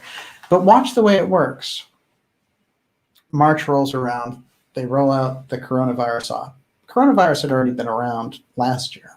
We know that now. But nonetheless, they roll it out, and then they hype everything with the imperial model figures. They turn this whole thing to a lockdown. They freak everybody out. In the middle of that, they roll out weird things like UFO videos that have already been available for years, including some from 2007. And the Pentagon is rolling them out. And they start talking about, oh, UFO this and UFO that, along with the phony CIA TTSA op. So there's something strange about them combining this. It's almost like the coronavirus is a dry run for a false alien invasion threat scenario. And I think we need to wrap our heads around that, because look at the types of authority that they're taking just from, what boils down to this, them not having their magic vaccine for it. There's no question that we've had medical issue going on, but their exaggeration of it and their idea that all the rules of democracy go out the window, when you have a situation like that, are absurd. You destroy businesses left and right. You create carnage in other directions. So they don't mind that death count. None of that adds up. So you have to think that there's another component plugged in directly through this. We talked about the Internet of Things. Fine. How do they get there, really? Why does Marco Rubio, who's an ultimate neocon hawk who wants to bomb Iran, why is he interested in the UFO file? Why is TTSA citing him and George Knapp's Mystery Wire interviewing him about UFOs? Why is he sticking that in the National Security Bill for intelligence? What's it to him? There's money in it. Chris Mellon is a billionaire. He's on the board of TTSA, and he's constantly putting himself out there talking about this. But, he comes from the George W. Bush administration and intelligence. How trustworthy were they? Remember WMDs in Iraq? I remember them too. And you know what? We both remember that they didn't exist, but you invaded a whole country over that. So these same types of forces, they have their own op, and they don't want to be passed by. They want to be the ones who have the op that does all this. And in the middle of this, you have this weird thing with Elon Musk going on. And we did a show on Musk a couple of weeks ago. The Musk thing is quite fascinating because, he's gone from, hey, we have to go nuke Mars and, acting up and all this stuff, to putting an electrode in a pig's head to demonstrate AI. I mean, it's getting very freaky out there, So this is kind of what they want in a way. They want this, like, you don't have any moral compass, you don't have any relative reality anymore. Therefore, we can manipulate the old reality and move in this thing. And this, what prevents them, very deeply from doing things like that are the U.S. Constitution. Really, I mean, the U.S. Constitution is fundamentally a bulwark against this type of activity, and this is why they try to move in through so many different sources to deflate it and say, like, oh, COG trumps the Constitution. You don't have rights anymore. You don't have free speech anymore. You don't have health choice anymore. This is the nature of the thing. So when we're talking about this, yes, like, we're tracking political corruption. Yes, we're tracking hidden UFO activities. Yes, we're tracking groups who use advanced X-Technology. But it comes down to, just like Professor Scott was citing, all these billions that are spent creating this underground infrastructure. That's all public money.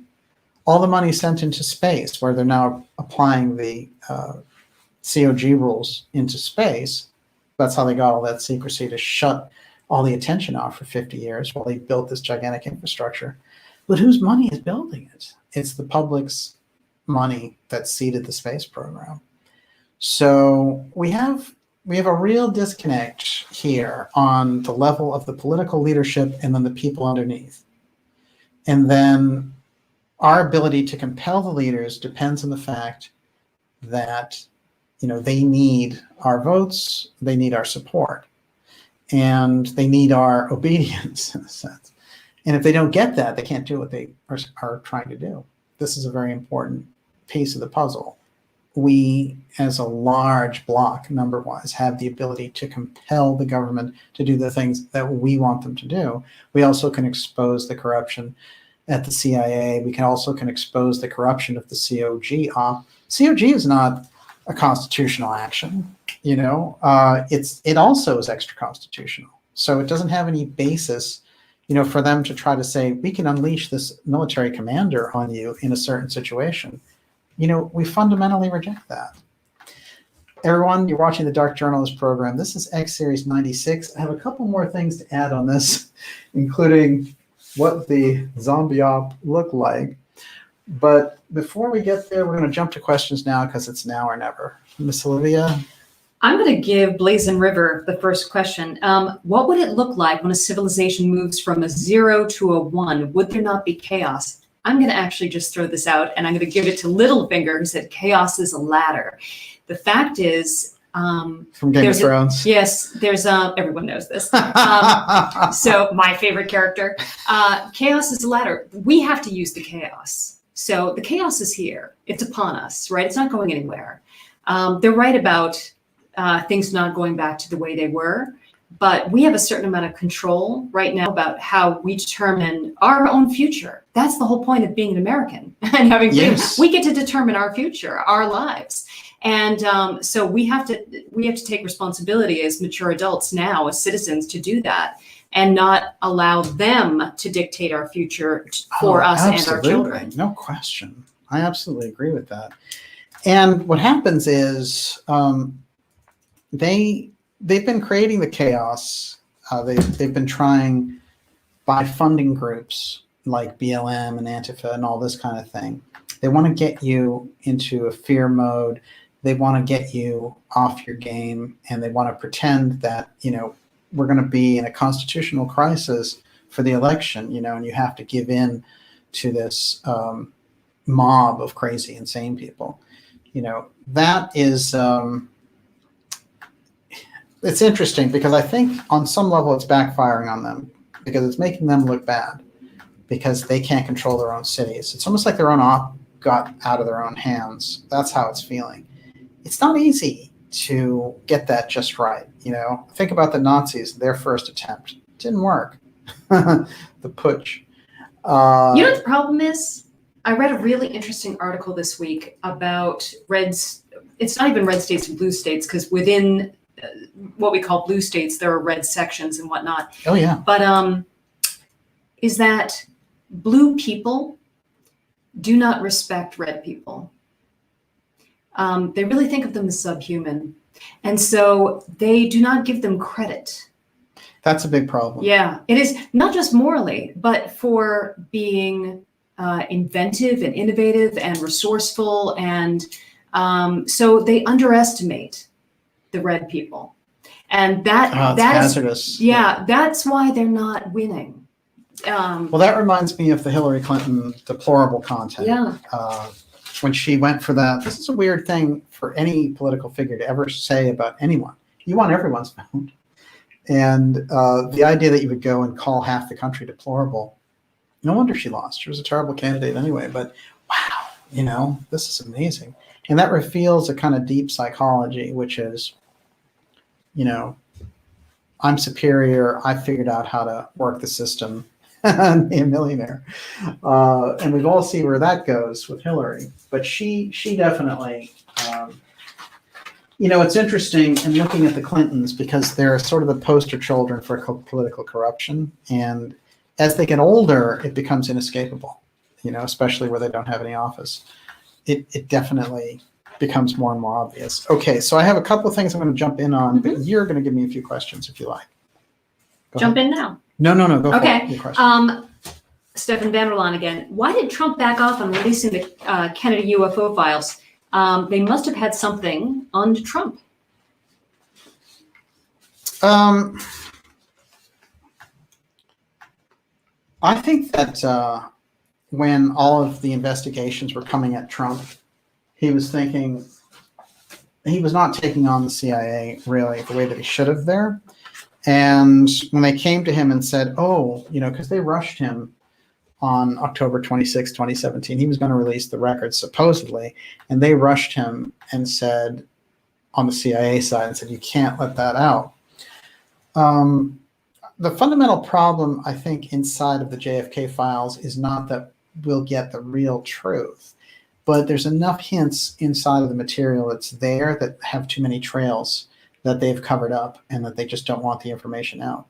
Again, the public owns the records, so it should not even be a question at this point. So Trump, for my money, is sort of holding it as a card, but I think it would be better to put the CIA back in a box by putting them on the defensive and getting the truth out to the American people. That's an old crime, and it resonates so strongly because Professor Scott calls the JFK assassination the first deep state action against the presidency. And so to leave it hanging leaves every president in succession vulnerable to that same mechanism, not exposing it. And the great crime of the American media, who is not part of the government, was not exposing the Kennedy assassination and then covering it up even to this day.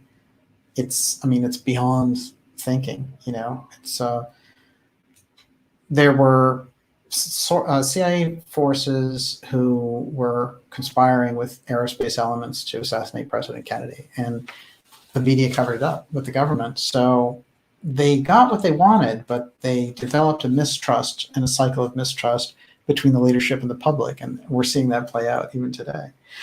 A couple of very quick things. Howard Bloom was someone who had been nominated for a Pulitzer Prize a couple of times, really sort of industry standard journalist, pretty hardcore back in the 1980s. He wrote a book called Out There, Government's Secret Quest for Extraterrestrials. The book came out in 1990, and it was about an incident that took place over a COG bunker with a UFO. I think this is crucial, and I think his book is crucial. And one of those things that doesn't come up on the radar anymore because the COG people have a tendency to do that. Howard Bloom was a former reporter for the New York Times. He began his UFO sleuthing on a tip from an American spy master while researching his 1987 book, I Pledge Allegiance. Bloom traces the actions of the Defense Intelligence Agency's UFO Working Group, a 17-person camarilla of the United States military and intelligence officials. This is interesting because, it's supposed to be this big revelation, like, oh, ATIP, and there's this group called ATIP, and they got $22 million from Harry Reid, basically, which is just a pass-off of money to his friend, Bob Bigelow from Bigelow Aerospace. And this was supposed to be some big revelation. We've always had these groups. Here he's tracking them in the late 80s. The Project Blue Book, we had those, the Robertson panel. The things have always been going on. Those are public exercises. We have to remember when it comes to UFOs, anything that's public is such a small piece of the actual truth of the groups that are involved. But nonetheless, I think he came up with something really good. Its lofty mission, this group, as declared in its first meeting, February 87, is to determine whether or not the human race is alone in the universe. According to Mr. Bloom, consequently, the group, followed by the author, culls government files on aliens since World War II and examines projects like NASA's efforts to find extraterrestrial intelligence. All right, so it's already kind of a charade that they're giving him because they know so many of those answers already. But some very interesting things come out of this. Mr. Bloom reports several anomalies. In December 1986, the Space Surveillance Center inside snow-capped Cheyenne Mountain in Colorado, that's the COG bunker, detected an object whose random flight did not resemble any known operational pattern, detected and recorded over Texas by several radar stations. So it's moving from Colorado to Texas. The object soon vanished, and mysteriously as it had appeared, its sighting prompted an alert and was mentioned in President Reagan's daily briefing. So let's stop for a minute. Over the COG bunker in Cheyenne Mountain, there's a UFO zigzagging that they're catching through their own surveillance system right over COG bunker. Then this thing takes off and they shows up in Texas. So they're really tracking it and they're getting worried about it, and they include it in Reagan's briefing. One person in the group, Colonel Harold E. Phillips. Now, this is a pseudonym, and people believe that it's John Alexander. Maybe it is, maybe it isn't. Colonel Phillips of the Defense Intelligence Agency thought it could be an alien spaceship. He put 3 psychics on the case. Employed with some success in the government's Project Aquarius to scour the seas for Soviet submarines, the psychics independently scanned the area over Texas. Each of them sketched a rounded wingless aircraft that prompted Colonel Phillips to convene the UFO Working Group. As part of its investigation, which apparently is continuing, the UFO group sent 2 CIA agents posing as NASA engineers to Elmwood, where the notion of aliens had captivated the whole town. No secret military projects are located in the area, but reliable townspeople say they've witnessed strange occurrences, such as a flying saucer with a blue ray that killed a police officer in 1976. 2 CIA agents, after checking local soil samples, medical records, and the like, returned to the Pentagon with a souvenir and no hard evidence. But what's interesting is, and what I want to get to, is that Phillips, Bloom points out there this incident. Whenever we get the UFO thing around, the COG thing, either we're looking at somebody peering into COG's activities, or we're looking at a test from COG. We have to keep that in mind. Here's what's interesting. When we look at this case, Bloom talks about how the first thing that they do is they go and get 3 psychics to look at the incident. If you go deeper and dive deeper into his reports, when they ask the psychics, they ask them to go retrocognitively back in time to view it and then draw it. So they understand that psychics can go across time and look at these things to take back in there. Now, when we look at remote viewing, this is another piece of that puzzle. But think about that. The COG commander is sitting back there. His group, Space Surveillance Group, sees a UFO over the COG bunker. And then what happens? Then he gets this group and he says, get those 3 psychics in here and let's find out what those are. That's the way they operate. So they're utilizing psychic information. They know the UFO thing. And that's, operating deep inside the bunker. That made it into the presidential briefing for Reagan. So there's a lot of interesting aspects to that. And I think that Bloom's book Out There is worth a reconsideration now that we've seen all these ops go down in terms of the information that's in there. Yes, Ms. Olivia. Didn't you mention something about John Alexander? Yeah, I did. I just said that Phillips was Alexander. Okay. Is that conjecture? Or are you sure about that? No. A lot of people, including Farrell, have said that that's who it was. And I don't have the source for why they know that it's him, but apparently they do. Okay.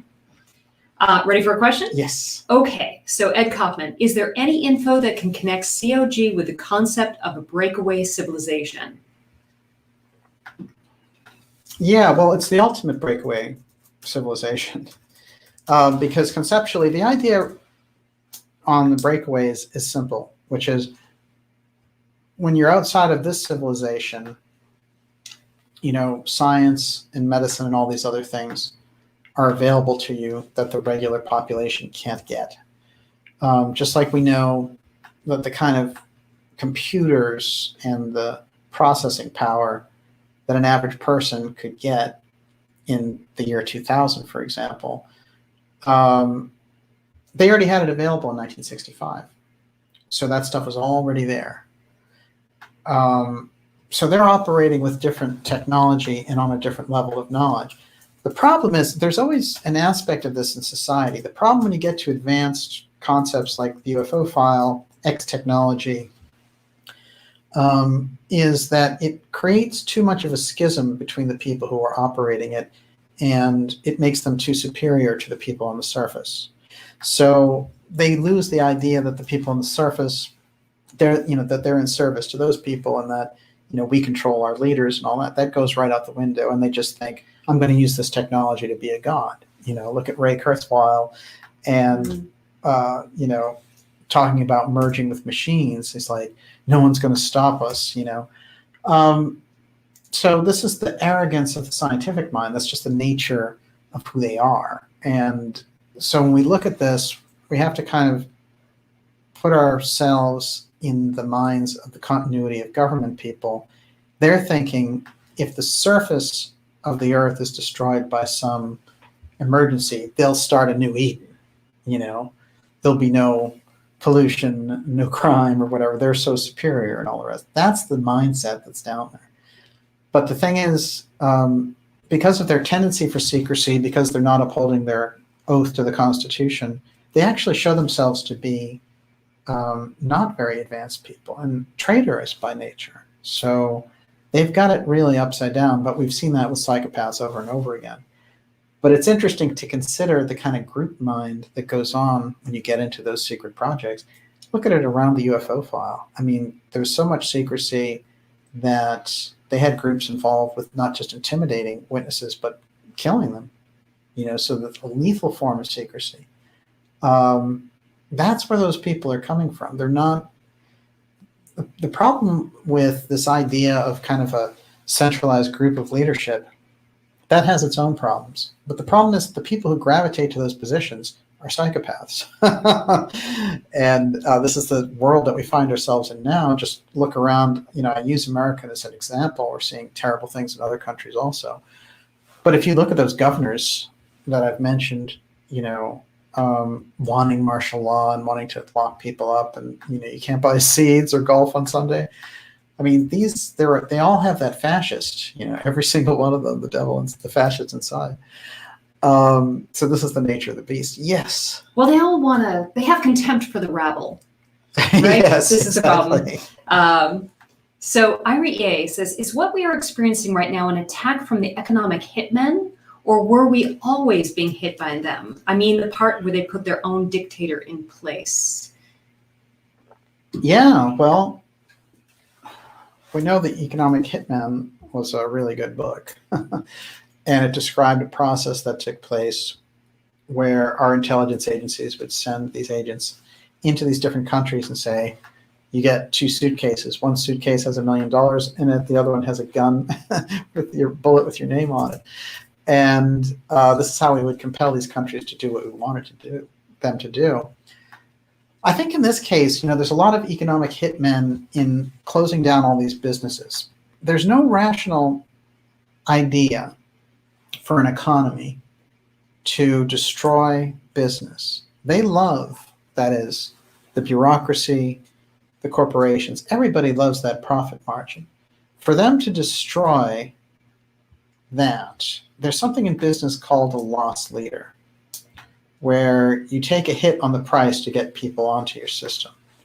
You know, like you get the first 3 months free as a loss leader. You're going to take the loss because people will join you. So they're doing a loss leader system by destroying the cities and all these businesses, but they're decimating all these people and small business owners to do it. And then, you know, Catherine Fitz would come in and say, and then they come in and pick everything up cheap.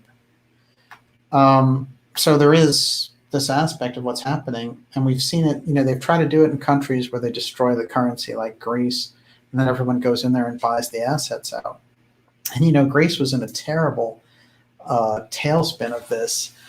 And it's weird when they just come in and like harvest these countries, and they just park the IMF there and say, hey, we'll give you the money to pay us back, and put them in complete debt. And those countries are like, we don't have anything to give you. And they say, well, we'll start taking this property and that business, that bridge over there, the skyscraper, you know, and that's what they're trying to do with America. So it's very tricky with America because you have a very different kind of a history. You know, we've had this leadership position in the world, and we are proclaim freedom. So if you start acting like a banana republic in America, you're destroying your brand, one. But two, the people will throw it off because it's in their DNA. It's this, you know, you at least better stick to the optics of freedom because you're going to really, that will set off a revolution if they take it too far. Now, they have taken certain things too far already, and I think that they're right on that precipice point.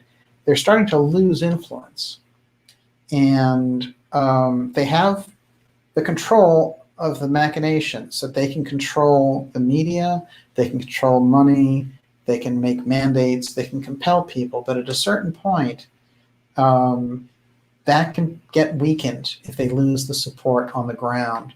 Then it just becomes, the psychosis becomes obvious, the mask drops. So I think this is what we're looking at. We're in this election cycle, we're perched on that. So it's very important to stay centered through the next couple of months as we get into this. But they are going to create emergency after emergency. And in some ways, it's the Russian Revolution model that is starting to look like what they're trying to pull off. And so I think where we see those forces for chaos, where we see those forces for lockdown, we reject them. I don't care if it's Republican or Democrat. If somebody says you're locked in, wear a mask, do all this stuff, then those are the people that are against forward motion and opening things up and going forward and getting us back to our constitutional foundation. Those people, Republican or Democrat, I see a lot of Democrats doing this. The Democrats are in love with the idea of a Bill Gates style control system through vaccines and medicine and creating a medical dictatorship. That seems to be, I think the Republicans in the past have been drunk on the war machine, and that this thing is, so have the Democrats, but this thing is more of the Republicans love the pharmaceutical profits, but the vaccine control thing is definitely more of a Democrat off. So it doesn't matter. When you get right down to it, anyone who's pushing that, Whitmer, our friend Gavin Newsom out in California, or Republican Charlie Baker here, those are the people to push back. I don't care what party they are, but those are the ones. And I don't care who the person is who says open everything up. That's the person who you support.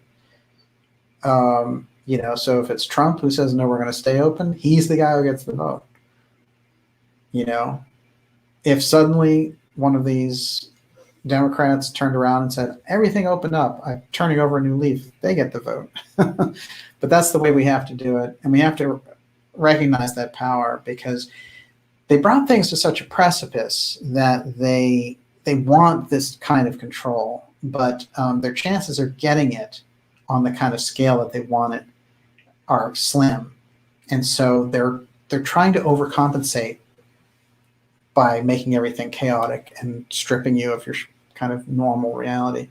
And this is the nature of the situation we find ourselves in. And we find when they bring up COG over and over again in this process, and when they try to move the UFO file out into the press through the CIA mechanisms of things like TTSA, we can see the ops that they're setting up for chaos reaction. I like that, chaos reaction. Everyone, you're watching the Dark Journalist Show, X Series 96, COG and UFO. This is the continuity of government players with the UFO file. I'm here with Miss Olivia, and she's got your questions. Remember to go to darkjournalist.com, sign up for the newsletter, make sure you're counted. Right. A lot of people are coming in late and saying, no notification. You cannot trust YouTube notifications, unfortunately. Well, make sure you're subscribed to YouTube, first of all. I do see sometimes in there people who aren't subscribed. Make sure you subscribe to YouTube, 1. 2, sign up for the newsletter. It's free. And 3, get behind the program, subscribe to the program. Don't be shy, get behind the work that we're doing. This is the kind of work that you need. It's the kind of work that we need to be doing, and we're going to do it. But it's a crucial period. So, get behind. If the work is fulfilling for you, if it says something to you, if it gives you that knowledge, then get behind the work. It's very important. And we appreciate all your support. It's remarkable. Yes. Okay, LJ Motoman. If COG takes charge, how will our lives change? What would that look like? We've seen aspects of it.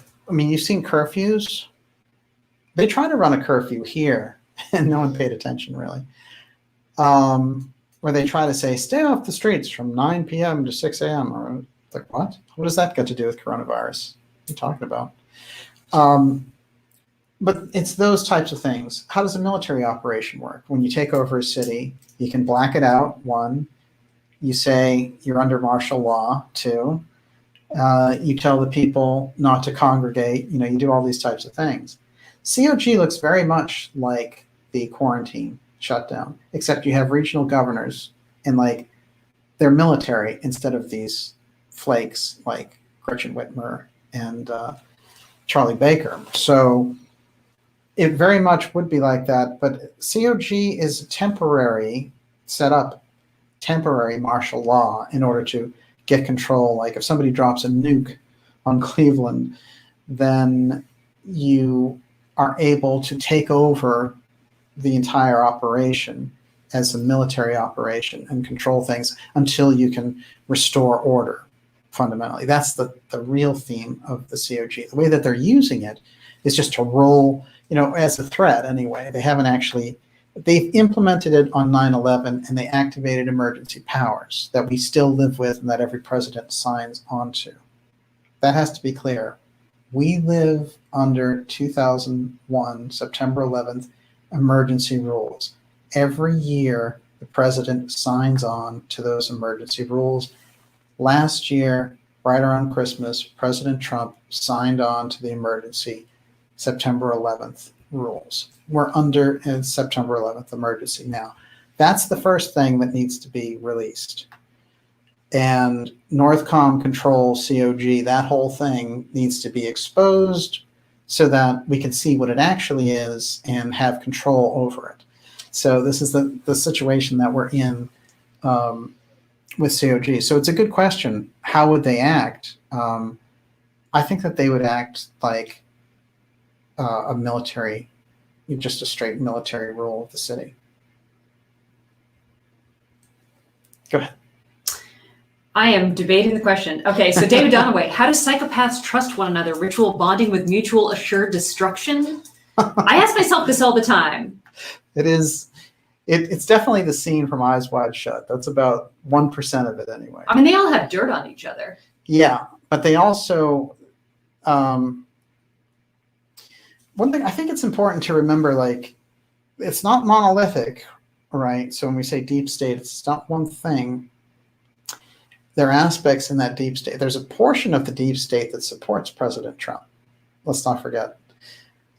A couple of things about Trump, which are interesting. One, in the 1980s, he was so close with the Reagan administration that they considered him as a negotiating partner for nuclear reduction talks with the Soviet Union. So this idea of Donald Trump kind of coming in out of nowhere, he had that deep presidential connection with Reagan. Reagan was going to send him to the Soviet Union to negotiate arms reductions. Think about that. And then we know how close he was with Nixon at the end of Nixon's life, and that Nixon had encouraged him to go into politics. So did Nixon tell him about the UFO file and about the time capsule and all these things? There's no way to know. But it is interesting that they had that bond and relationship. And I have to say, by the time I brought it up, the only mention of it had been in a kind of derogatory sense when somebody was trying to show that Trump knew Nixon. But there was no like wide-scale understanding of that relationship. So that's something I think that we're able to bring forward here. It is interesting, though, when you think about this with Trump, because he's a real big player in the Reagan years. He's at his zenith, really. And when there's that huge thing going on in the early 80s where there's a union strike, nobody can get concrete. But Trump Towers go up because he can get the concrete. Why? Because the mafia was on his side. So that side of the deep state that's associated with the mafia is certainly behind Trump. And it's an odd thing. I've gone into this with Joseph Farrell before. We've looked at these aspects. And if you look at it, the mob is patriotic in a sense. And this is interesting. So the idea, even operating a criminal enterprise, they don't want to be commies, so they're still America. And so, this is an interesting thing about looking at the factions behind these different people. But you need that kind of power to get into those positions. That is the way that the game is played. And, I would think, the other mafia that's out there is the Chinese mafia. And I just mean that from the Chinese level, and all that money and us throwing all of our manufacturing base over to China, now those guys are winding up little toys like Nancy Pelosi, and they're running out trying to destroy everything that Trump is doing because he's against the China. He doesn't need China. He's got money from somewhere else. His supply comes from something else, not from his agreements with China. But these other groups, Facebook, the Obamas, Pelosi, they're all wedded to China. They created, in fact, a second America in China, but with slave labor.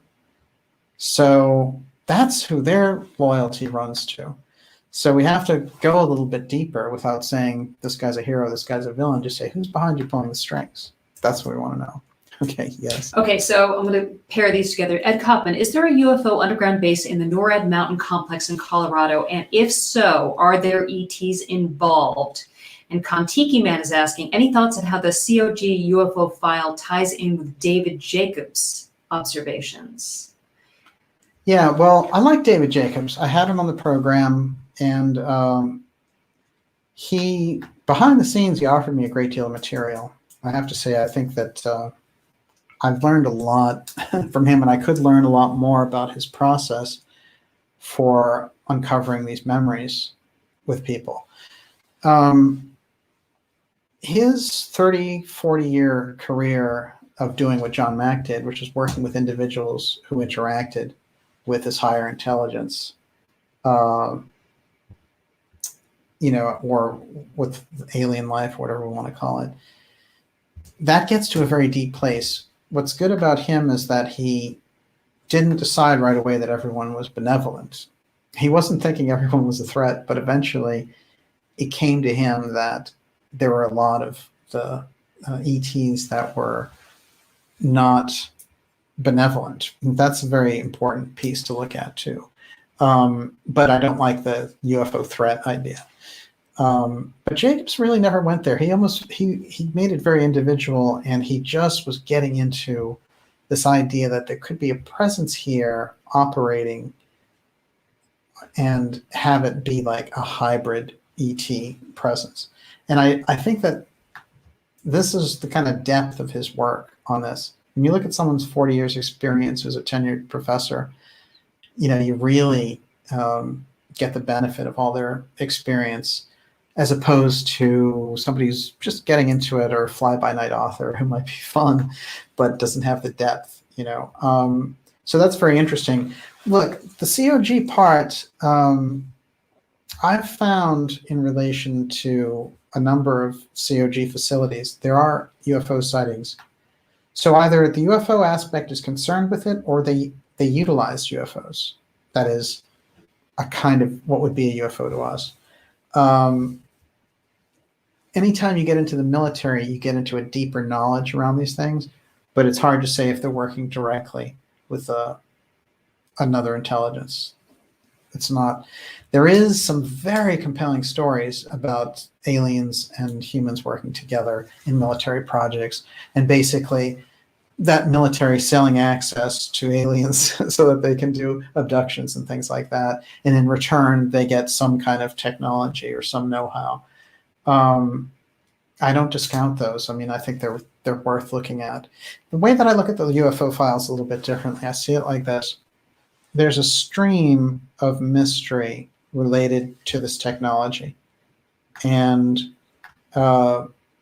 inside the UFO file resides the X-Technology. The X-Technology takes place also outside of the UFO reality too. So you've got the UFOs, create the Apotheum effect, utilize X-Technology, but X-Technology doesn't require an ET UFO to do that.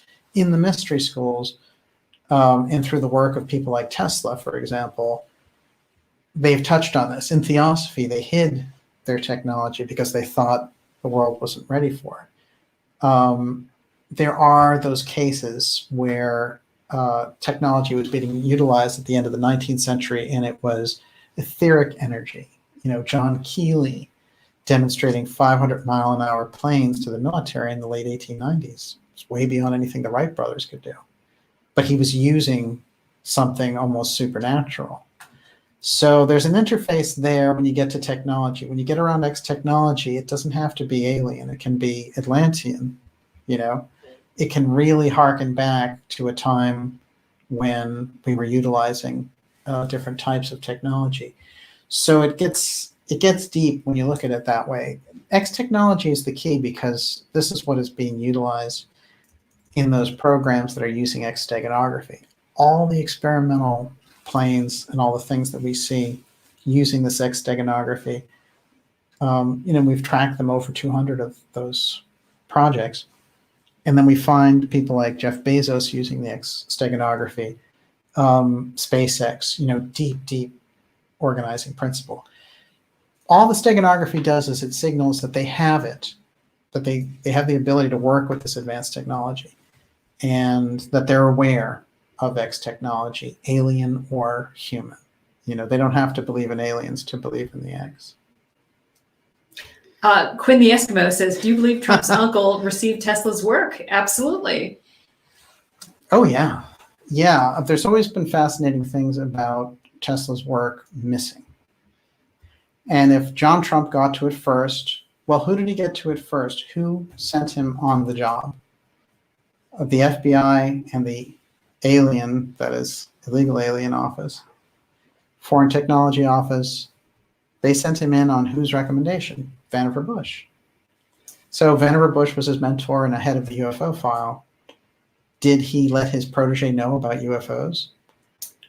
It seems very logical, especially since John Trump ended up working initially on X-rays, as Vannevar Bush wanted him to do, but then it became short-term X-ray microwave space communications. That became his specialty.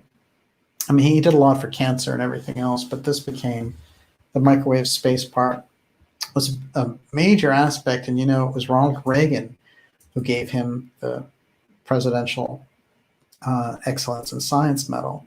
So John Trump had achieved incredible things. And the idea that he would communicate that to Donald, I think, is extremely valid, because you have to look at John G. Trump and say, look, he had the Tesla knowledge on one hand, and he had the UFO file knowledge from Bush. That's a killer combination. He's got just the mere thought of that, in a way, it's like, no wonder these people hate Trump, because if he knows both sides of that equation, he's right up the level where they are. And it would be compelling on that aspect of the aerospace deep state to get rid of him. Yes. David Dunaway just had a comment. Two-tier transhumanism, the peasants merge with machines, the elite merge with ETs. That's great. Well, that's interesting, isn't it? Right? We get the little slave collar, and they get something better. I think that in the ET part, in the mystery school tradition, they talk about entities possessing, and we have to think of some of this as entity driven and not just nuts and bolts ETs making it happen. I think in the case of like Roswell and the other cases that are like that, it's pretty clear that they're using nuts and bolts technology, but not all of the alien interaction thing works like that. So I think when you think of Steiner's concept of Ahriman around transhumanism, you get a better snapshot of it than if you just think, oh, hey, there are these guys over here, they're advanced technologically and they're manipulating us. It's a spirit of things, so the Ahrimanic concept from the Steiner work is crucial because it gives you the mirroring back of why the transhumanism happens. Who does it serve? What's it for? And if the idea is to get human beings off of their evolutionary track to serve something else, and to create this kind of virtual reality eighth sphere where people's consciousness is trapped in this system and they can't see what they really are as spiritual beings. That's pretty compelling, because then you can understand the alien part, I think, better. But that's, I think, where the tier system comes in around transhumanism. But I think you could see it. Apparently in Atlantis, according to the Casey readings in an anthroposophy, this is exactly what took place, where Belial would manipulate the consciousness of individuals and basically make them automatons, as Casey described it. This is very compelling, because I think you need the mystery school knowledge to understand the 21st century technology wave. And to me, if you don't bring those two together, you're always going to have half the picture. Just like when we started off the program, we said, you know, the UFO researchers, they have one side of the picture, and it's great. They understand these aspects, but they don't understand the government part the way that the deep state researchers do. So they can be fooled a little bit better than the deep state people can be. That's why you see phony CIA operations. You know, can you imagine if the CIA came out and said, we want to give you JFK disclosure? Everyone would know, who studied the deep state stuff, that that's a joke. The CIA wants to hide it because, you know, they're holding the bloody dagger.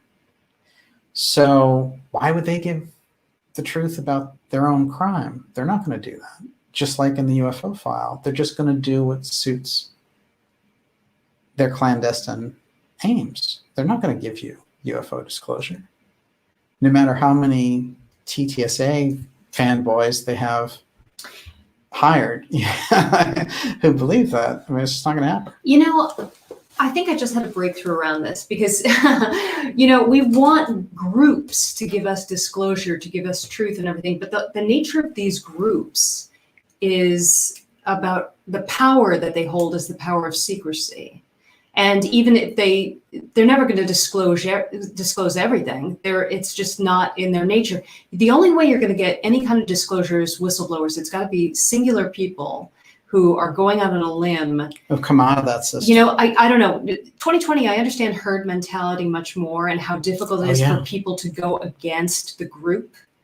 And that means, you know, on the level of going to the grocery store, and that means these groups also. It's very difficult to turn your back on the people where you've had a sense of belonging, especially if it's an elite belonging, and do something rogue. Yeah.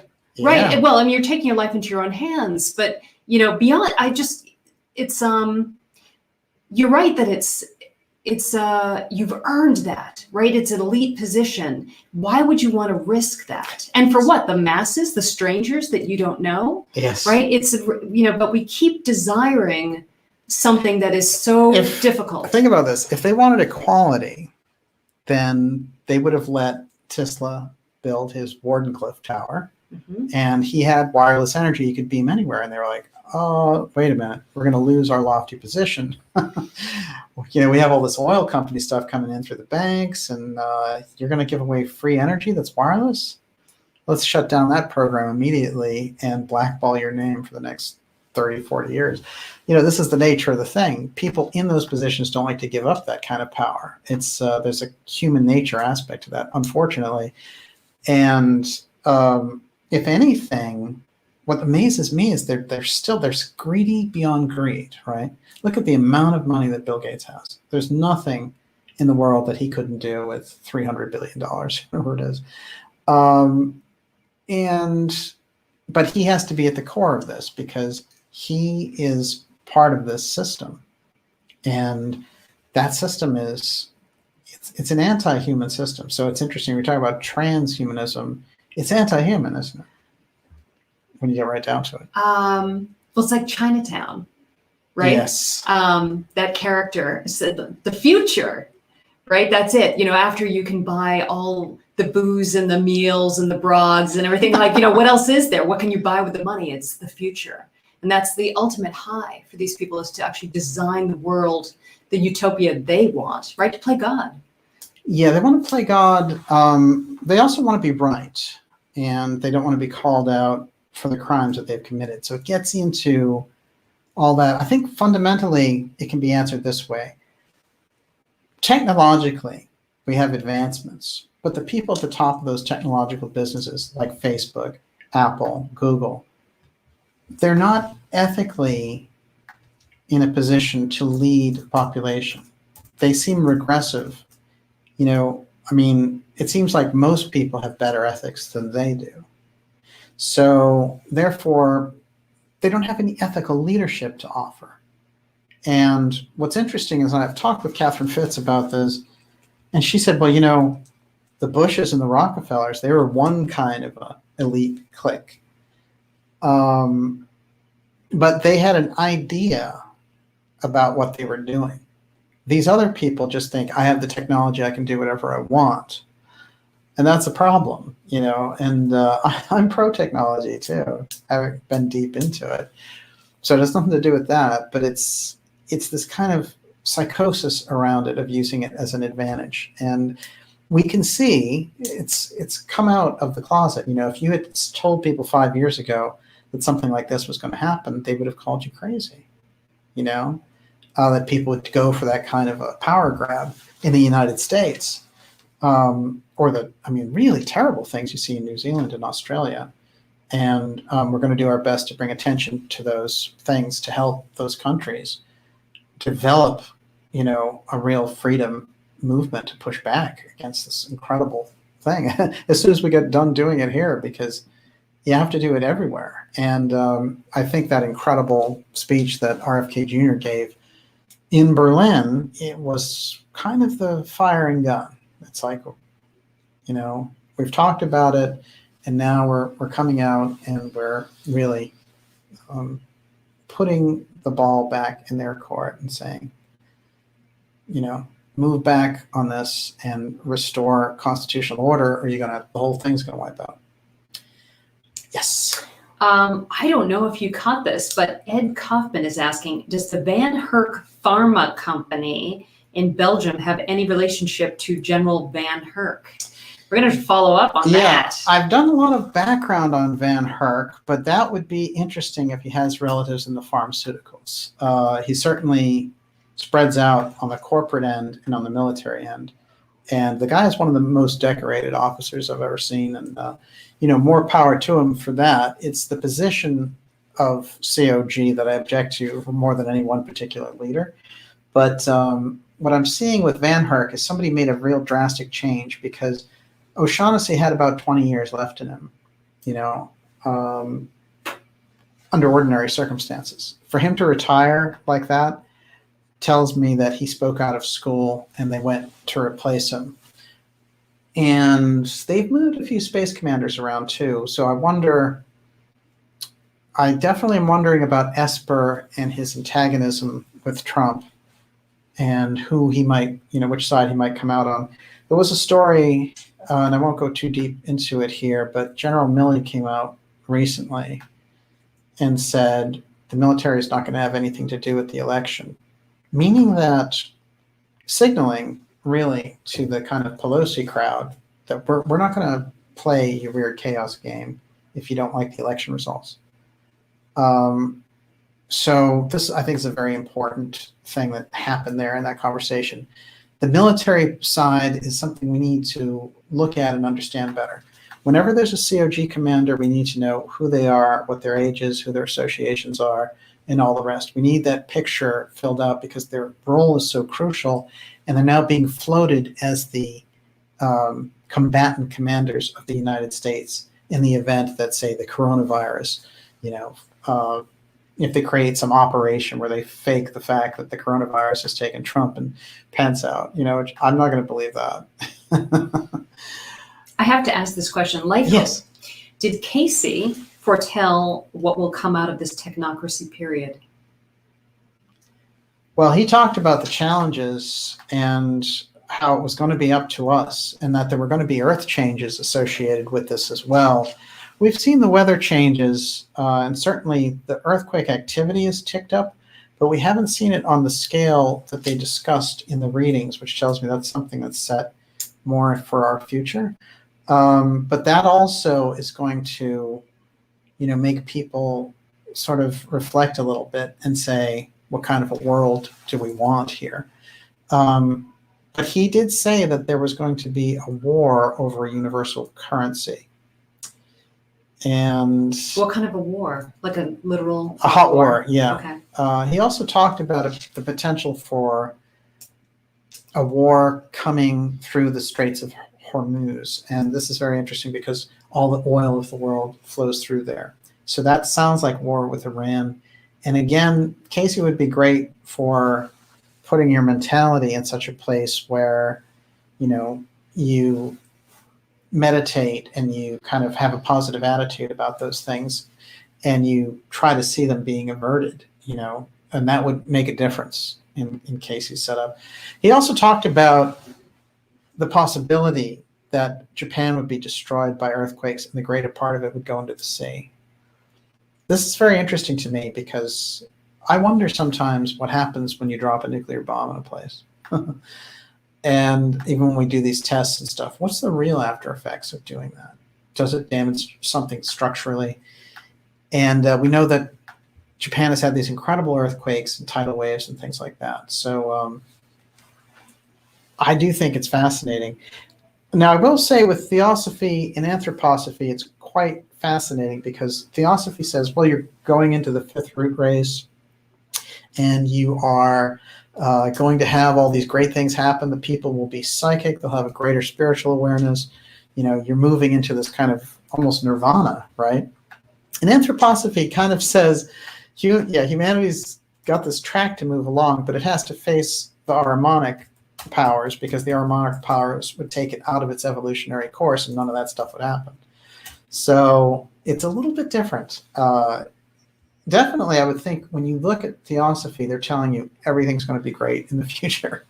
But the Casey stuff really indicates the challenges for humanity. But they do sort of say that rediscovery of the great spiritual renaissance has to take place. But they do talk about, like I said, the earth changes and things, and they sound very, very drastic. And certainly calls for more. People would have to cooperate a lot more. And then in Steiner's case, like I said, the picture that he's drawing for us is that great future is there for us, and that humanity does develop all these things, but it has to face off against Ahriman, and that Ahriman has the ability, if not dealt with in an aware fashion, that he always talks about Ahriman wanting to catch humanity's unawares in the sleepy days. And that's the biggest danger, so that you're enjoying yourself and bam, this thing shows up, this android who controls all the computers in the world. And he talks about this literal incarnation of Ahriman. I think it's crucial that has to be faced before you move into that better future. So I hope that answers your question. Yes. Gigi Young has just joined us. Hey, Gigi. Fantastic show. Well, with us last week, but your show, The New in Plain Sight on Sacrifice, is fantastic, and I just watched it. And I highly recommend it. Gigi's back because she's her series has taken off. Yes. Okay, so Breach123 wanted to ask, did Casey mention civil war in the U.S. specifically? Oh, yeah. Mm-hmm. Yes, he did. I mean, he always talked about how these things could be averted. But he said, you'll see revolution in America if the labor and capital aren't seeing eye to eye. So if capital is just abusing labor, or in this case, farming out their jobs to machines, you will have that kind of rebellion. This is kind of fundamental to it. And he said that he saw a destiny for America, but he also saw the possibility that we wouldn't fulfill that destiny. And he said, if we didn't, then civilization would wend its way again westward. And, Asia would take over, basically. They would be the leader. So we have to fulfill our destiny in this sense. I think that was his message. I got to ask this question too, Stefan again. Why did Linda Moulton Howe give her metal samples to the TTSA? Well, Linda's done so much good work, and Linda's a good friend of mine. I feel like I disagree with her choice. well, it's sort of like here's the thing about that. Linda really wants to move the ball down the road, and sometimes when you want to do that, you trust the wrong people. But you know, she's been deep in this work for 4 decades, and she's given us a great deal to work with. And I think her work is fascinating. And I know that she knows the real deal on TTSA. I wouldn't worry about it if I were you. She knows, and she knows, and she sees, and she's one of the best. She truly is. Okay, Patricia Burke. Is it possible that COVID testing is being used to collect DNA from all the people who didn't go for the 23andMe testing? A lot of people think this. Wow. Yeah, no question about it. There's something so strange about the test itself, and then the contact tracers, you know, this whole idea that we need this, you know, they're definitely looking for DNA. I absolutely agree with that. We also know that there's so many facts that are coming out, like the New York Times and the CDC, who are supposed to be, you know, giving us misinformation nonstop. They've turned around in the middle of all this and they've said, you know, actually, all those people who had positive tests weren't contagious. That was a New York Times article. That was a tremendous percentage. It was like there was practically none. And also, when they were comparing groups, that the death rate for people who were 50 to 70, the death rate was 1 in 19 million. So they had literally the coronavirus, its death rate is, you know, all deaths are a tragedy, but the idea of this very, you know, advanced flu thing locking down an entire world is absurd. It is the technocrats' pharmaceutical dream of all time. And, you know, the Nazis would have loved this, right? Stay in your home. Speaking of, Grandma Tippy Toes wanted to know, why do you think they want to keep us indoors? Why is that so important? It's very strange. Well, I go back to Nazism a lot. When you look at Poland, what they did was the way that they were able to control Poland before they had really beaten them is they cordoned off areas where they could be. And that's where we get that term ghetto in current parlance, because those communities would become, you know, you couldn't ship things in, you couldn't ship things out. In some sense, the Israelis have done that to the Palestinians also. So when you starve off resources, the group degenerates. And I think in this case, what they want to do is install these smart cities, and they want people to get used to the idea of, you're out of the picture, we're doing this stuff. And when you come back to sort of join humanity, you're going to plug into this system.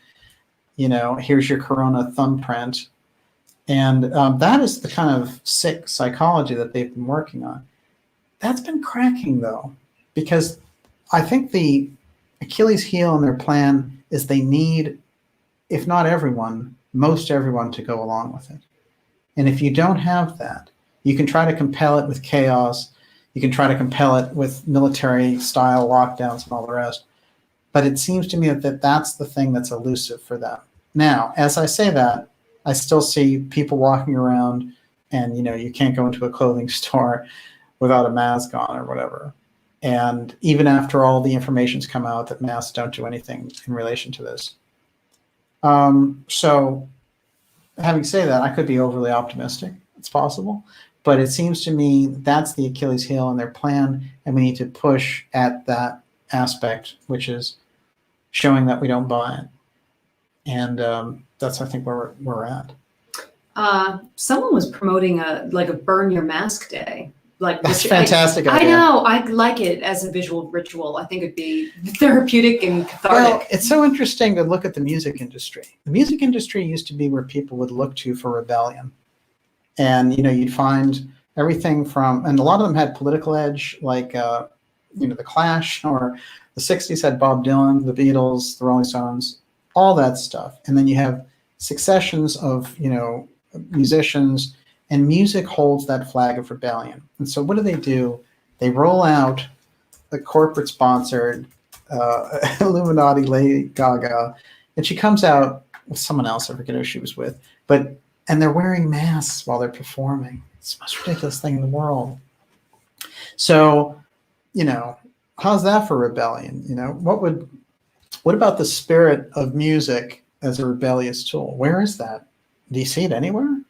Well, aren't they sort of designated as influencers or something like that? They're sort of hired. Oh yeah, forget it. Yeah, exactly. But I mean, not covertly. Well, somebody like Gaga, they would write her off so dramatically, if she said anything like that. What's weird and contrary, which is that Madonna, even though she did all this X stuff and promoted gays, then she came out with this really interesting statement saying that the millionaires want the solution for themselves and they want all of us to suffer and all this stuff. And everybody came down on Madonna. So they can drop you in a heartbeat, just like they would drop Oprah in a heartbeat if she changed into somebody who was genuine. They'd just get rid of her. They'd say, oh, she's past her prime and she's lost her marbles. What is the point of having all of that money and security? This is it. If you still have owners. Yes. Yeah. When are you freed from being a slave? It's an excellent question. Everyone, you're watching the Dark Journalist program. We are deep into X Series 96. This is COG and UFO. And we've tried to really portray that connection between the continuity of government forces and this UFO aspect that's been rolling in here. And we're going to take a couple more questions.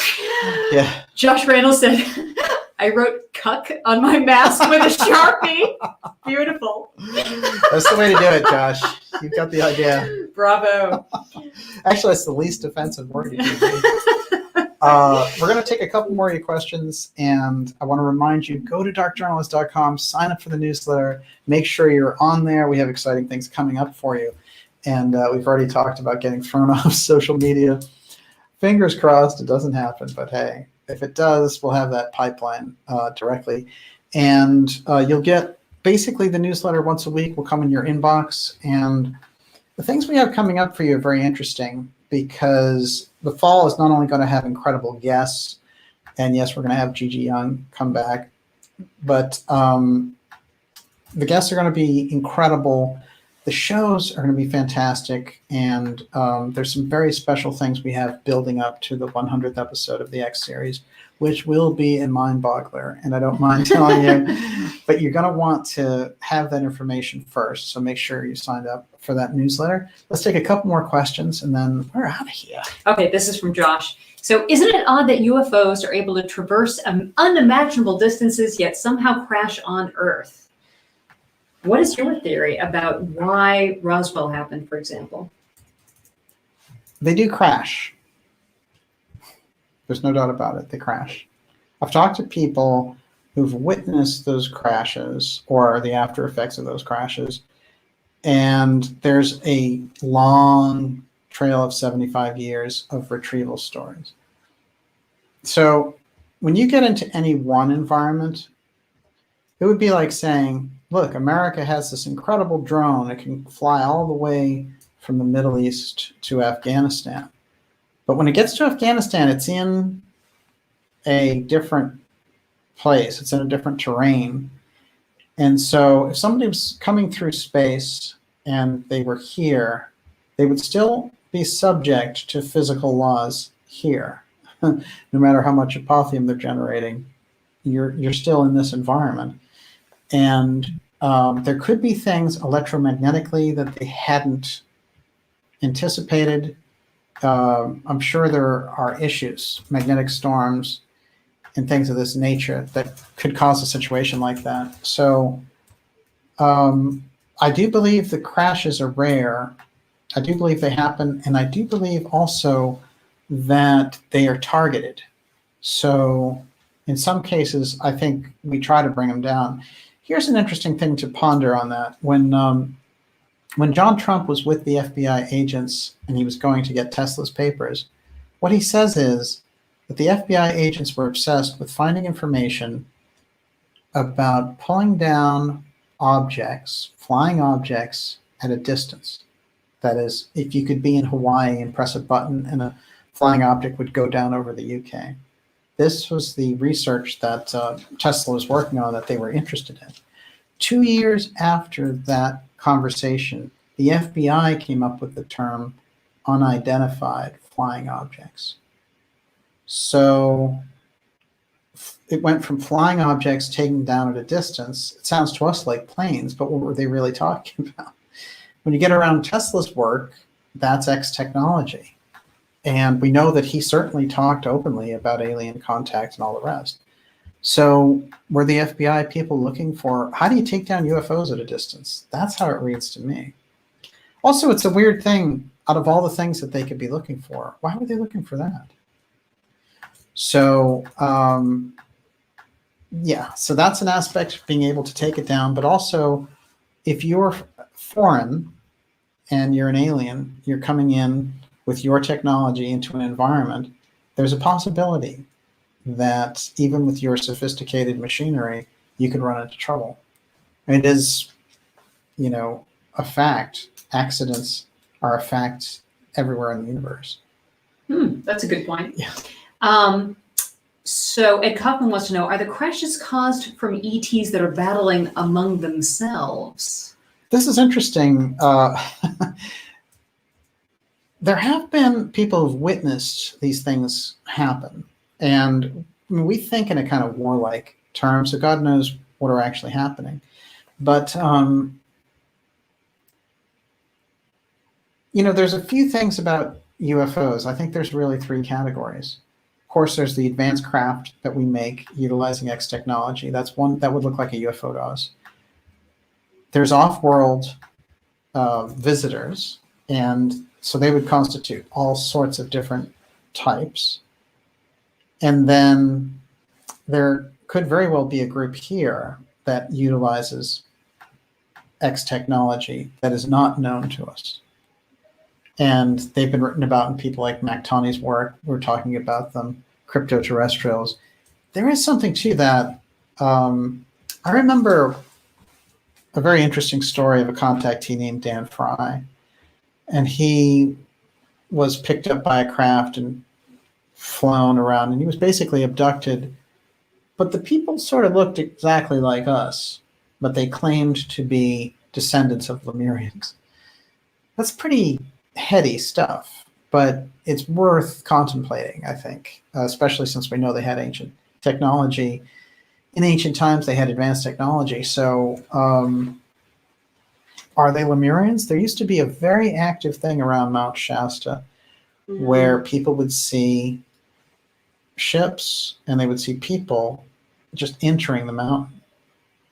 And it's been that way for a long time. Something about Shasta has brought out those types of things. I know that there's always a lot of more flaky things that happen around Shasta where people claim to have this or that power, but I do feel like there's something unusual about mountains in relation to the UFO factor, and also water. It seems like those are their two kind of key locations. In Betty, it's interesting with Betty Hill, she talked for years about that wasn't her only abduction. She saw craft for years and years after that. But at a certain point in the 70s, there's a book that she wrote, and it was a common sense approach to UFOs, and you can still get it through her niece, and I think it's on Amazon. But she talked about how these groups would get together. They knew that UFO sightings would happen. This is around Portsmouth, New Hampshire, which is a very high rate of sightings. And they would go hang out by these bodies of water. And it was always by the bodies of water that they would see these craft. And some people thought that they could call them in. But they would be large groups of people who understand they were going to see these things.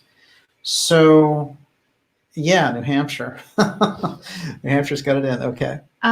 Terrestrial goldfish. Which states are safest from lockdown hysteria? People are thinking about moving big time. Yeah, there's no question about it. I mean, North Dakota, Kristen Nomi, the governor, has shown herself to be, remarkable. It's South Dakota, isn't it? Actually, yes. But she is so in the face of all this stuff.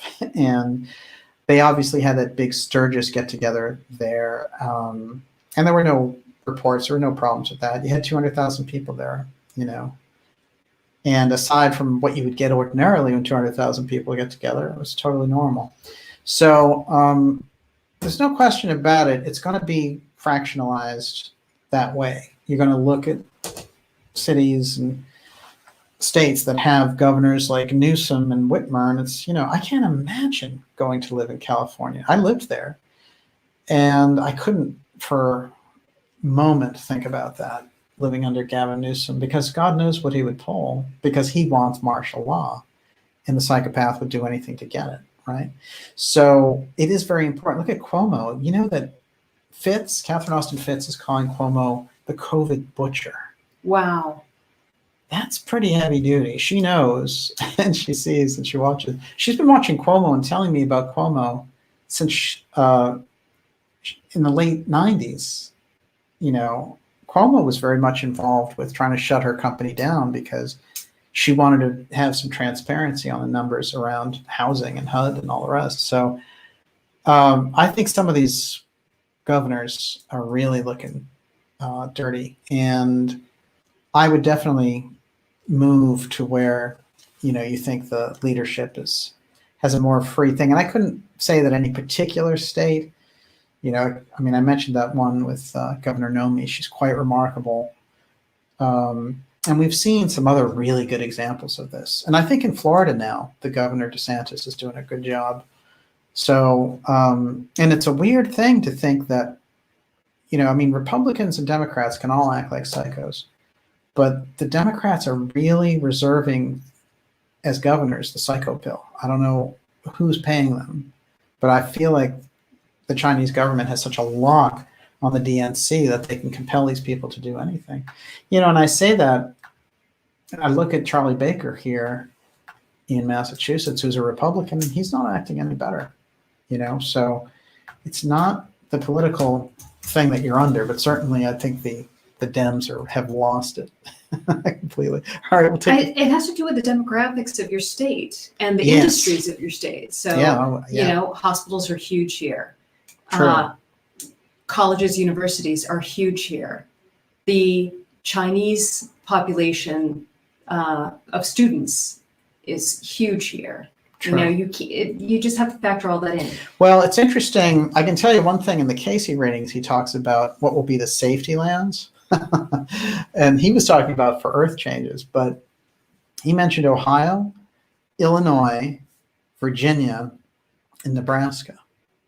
For sure. I'm sure there are more, but that's a pretty interesting track.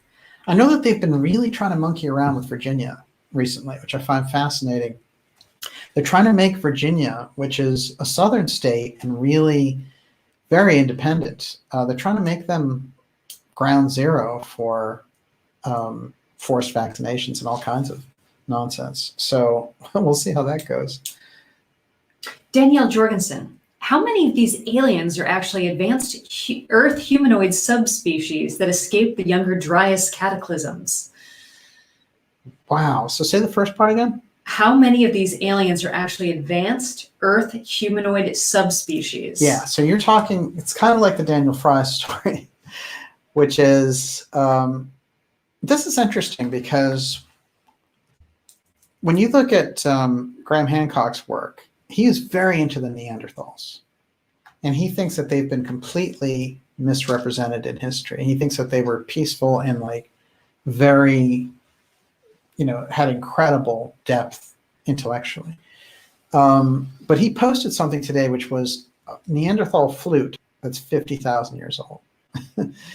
And he has this phrase, things just keep getting older, right? Mm-hmm. But it is interesting because for years and years, Casey, anthroposophy, theosophy talked about this ancient history and what it was. And now, begrudgingly, science is starting to give to them that there was there were civilizations back there that were more advanced, and that the timeline goes much further back. So Casey has said on the record that 200,000 BC is when the Amelius period happened in Atlantis. And that's kind of the prototype for the humans that we are now. But there were different types of human prototypes that go further and further back. So it's certainly possible. I think it would be. And it's also interesting, and one thing I'll ask Gigi Young the next time that she's on the show, Casey talks about a period in Atlantis where they're in the same sex. So everyone is unisex. This is very interesting because when they get out of that period, it's Emilius that becomes the leader and all the rest. That's when they become really individuated. But there's a huge period where they're both sexes in one. And then when you think about all of the kind of transhumanist, removal of gender thing, you wonder if they're trying to play into some of that kind of early Atlantis aspect. I certainly do. Yes. Yeah, I heard this before we started the show tonight. Dan Guzman says Ohio's activating FEMA camps now, forced quarantine. You don't even need to test positive. You can just be suspected of being positive, and they will remove you from your home and put you in a FEMA camp, which is what we've been talking about for 10 years plus. I think the stuff that we're seeing in Australia is trying to move out from Australia. It's like they're using it as a template. There's no reason with the caseload that they have in Australia, which is pretty much nothing, for them to be taking those types of actions. It's insane. So there's some kind of a template being drawn there, and they're able to get away with it more in Australia than they are here, but we're also teetering.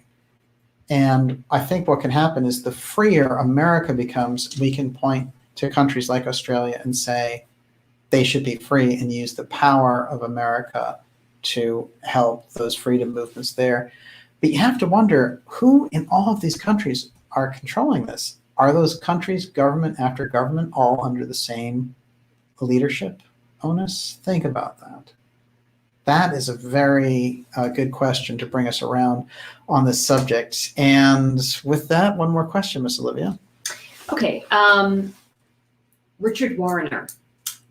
Can you ask Daniel why Trump is using the military to bring out the vaccines, mandatory vaccines? This is a big question. It's a disconnect for people. Well, there's a lot of interesting things there. One is that this whole thing about pumping all this money into Operation Warp Speed to get the vaccine out there, Trump has said he's not for mandatory vaccines. And even Fauci claims to have given up on that dream because he doesn't think it's possible. Gates and the other wilder factions, which Fauci is a part of, but he's talking a different line. Gates that's what he wants, but technically he doesn't have a role in government and he's not a doctor. So he just has his money and his influence. Tremendous influence. But what's going on in relation to this is that Trump, in his ability to want to say, I can do it better than anybody else, said, I can deliver this in warp speed and we'll be out of this problem and all the rest. So he has a tendency to kind of push the fact that he can make it happen and all the rest.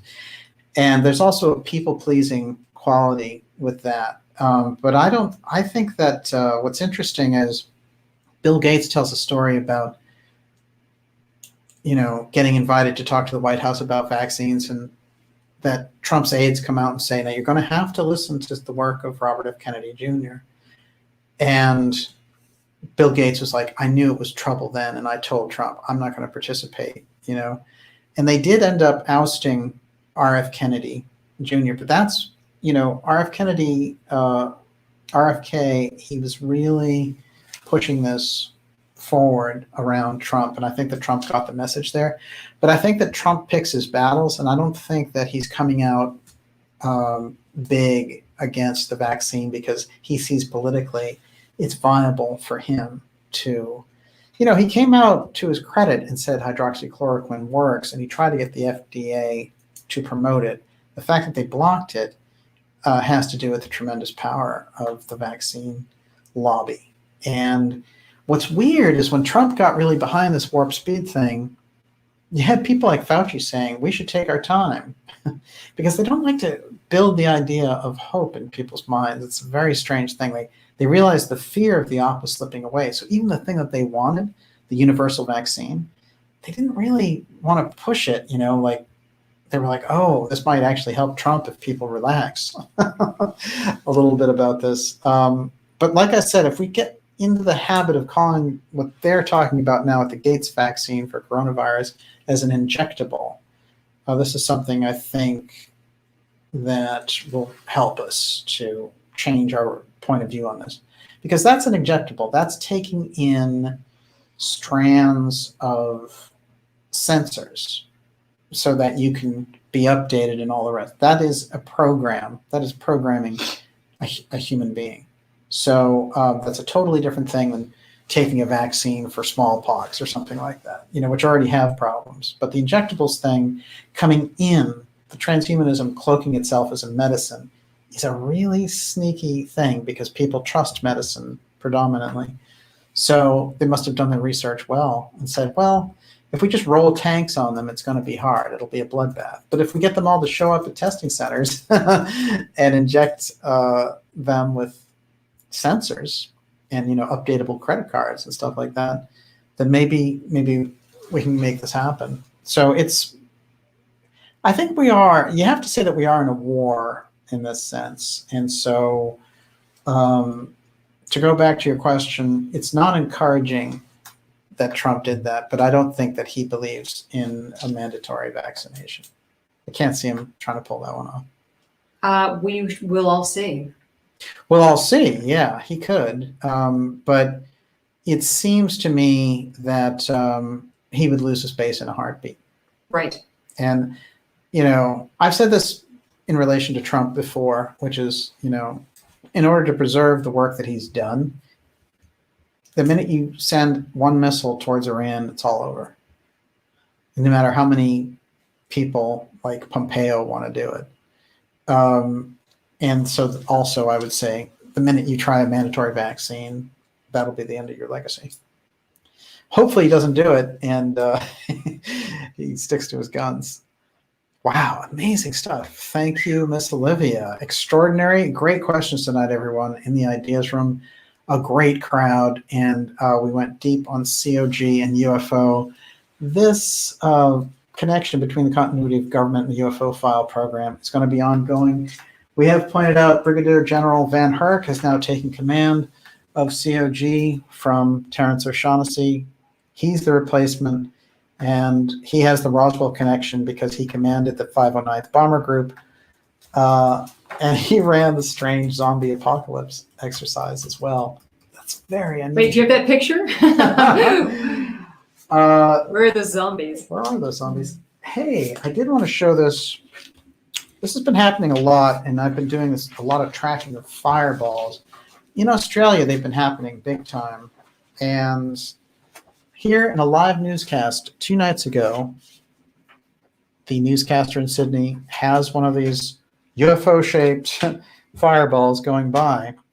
And I really wonder what's happening with the fireball action in Australia. It seems extraordinary. And to all our friends in Australia, if you have information on these types of things, or if you're having a lot of sightings, let us know. There are the crash test dummies that the government wanted to pretend were the aliens that people saw in relation to the Roswell thing. They were like, oh, they were just our crash test dummies. The only problem was they didn't start doing the crash test dummies until 1952, and the Roswell incident took place in 1947. That was pretty easy to debunk. To finalize a few things from the show, that's Professor Peter Dale Scott. His work, American Deep State, it's a must book to have to understand the power structure here and how it affects everything worldwide. But all of the continuity of government information is in that book, and it is quite remarkable. There they are, deep in the center of COG, looking out that Space Control Center. We got it happening. And we did show you the graphic novel that CDC put out about the incredible takeover there. And they were running very strange ops This was kind of a silly one. The zombie apocalypse. There we go. Yeah, at Air Force bases. I don't know. Zombie apocalypse, and VanHerck was in charge of that stuff. It makes me wonder about him even more. But one quick thing, which we'll leave on, which is Esper, who's the defense secretary I pointed out earlier. Esper is very interesting because he takes opposite sides to Trump very often. And he's the one who just recently appointed VanHerck as the COG commander, getting rid of O'Shaughnessy. Well, he went to shut down Stars and Stripes newspaper, which is a military newspaper. The Pentagon ordered it shut down. That made me a little nervous, actually. Their reasoning? Oh, it's a budget cut. Look, the Pentagon is one of the most wasteful places I've ever seen in my life, and I know that running a newspaper doesn't take any money at all, so it certainly wasn't that. They didn't want news getting around. They were going to halt it on September 30th. And so what happened was Trump came in and said, no, Stars and Stripes is going to stay open, and we're going to give it the funding, and don't worry about it. But it was a very weird dust-up in public between him and Esper again. And, Stars and Stripes does a lot on UFOs, interestingly enough. Their service people apparently have a taste for it. They have a podcast about it. And it makes me wonder what was going on there trying to get rid of Stars and Stripes. So that was a very interesting duel in public that lasted just about 2 days between Esper and Trump. And Trump basically saying, no, we're definitely going to keep that going. So now we have to wonder, Esper, why did he want to get rid of this magazine that every serviceman in America gets? It's a strange thing to do. Cut funding for a magazine? It's very odd. They've had that magazine since 1949. So it makes no sense. So I'll leave you with that question mark. And remember that Esper is the one who just appointed our friend VanHerck as the new COG commander. So I think it's starting to look obvious that Esper is also the one who said, I'm not going to let my office be politicized, taking a jibe at Trump, apparently, who appointed him as defense secretary. So, that kind of a public put down of the commander-in-chief who put you in your position is unusual regardless of what president it is. So Esper now gets a lot more attention. Everyone, thank you. It's been terrific being here. I'll do a couple of shout outs here. Mount Cleverest, that's a great name. It's a clever name. Carl Young, of course. Jay Mallet, it's great to see you. Scarlet Fire, fantastic. Fubar Fighter, of course, Gigi Young, it's great to have you here. Michael Snow, Miguel, it's great to have you out there. Golden Girl, Grandma Tippy Toes, Mr. Wonderful. Hey, that's mine. It's supposed to be mine. Lee Veltman, Sheila B, Breach 123. Yes. Daniel Natal. Hey, Daniel Natal. It's great to see you, sir. Michael Satori, Frank Monday. Wow, fantastic crew out there tonight. Carly was out there from Dimensions Beyond earlier. Kate, if you're out there. Stefan Vanderlaan. Mm-hmm. Our friend Stefan. Oh, there he is. Jay Mallet. Wow, it's great to see you, Jay. Thomas Tyson, sir. Great to see you. I miss my limericks. Right, he is really good at that. Oh, outstanding. Unbelievable. Okay, I have some super chatters today. Please. Okay, OJ's Black Golf Cart, Ellen Fox, Medley Childress, Charles Marlowe, Don't Peter get us Rabbit, any trouble with those guys. Irie A, Carl Christofferson, Eurythmia's Fun, Mindy Drake, Shashakila, Joseph Fabry, KTTZ9, and Mount Cleverest. Thank you so much. Fantastic. Thank you for your support and for all our subscribers. We really appreciate it. I saw Bruce Ross Morgan out there. Mm-hmm. Outstanding information from Bruce. And of course, he's featured in the X-Protect documentary. And I have some exciting news about that X-Protect UFO File documentary, which is going to be a 90-minute version of it. And it will be available, that long version, we're going to make available on a few different platforms. So we'll tell you all about that. It's going to be fascinating. And Christy Belly, it's great to see you out there. Marduk the 12th, Golden Girl, James Copeland. Excellent crew tonight. We will see you all next week. And Miss Olivia, Star Trek it is. You have a lot of good Star Trek memorabilia. I do. I love my Star Trek t-shirts. Now you're talking. We will see you all next week, and have a great Labor Day weekend. Yes. And a fantastic Labor Day, and get your mind clear of all this stuff, and then we'll get back to fighting COG on Tuesday. Right.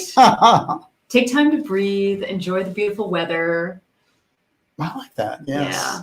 And We have to remember to live, and not just worry. It's the end of the cruel summer. Is that it? We will see you all next week. And also remember that they call them the Diamond Dogs. Thanks, everybody. Josh Randall. It's great to see you. Najat.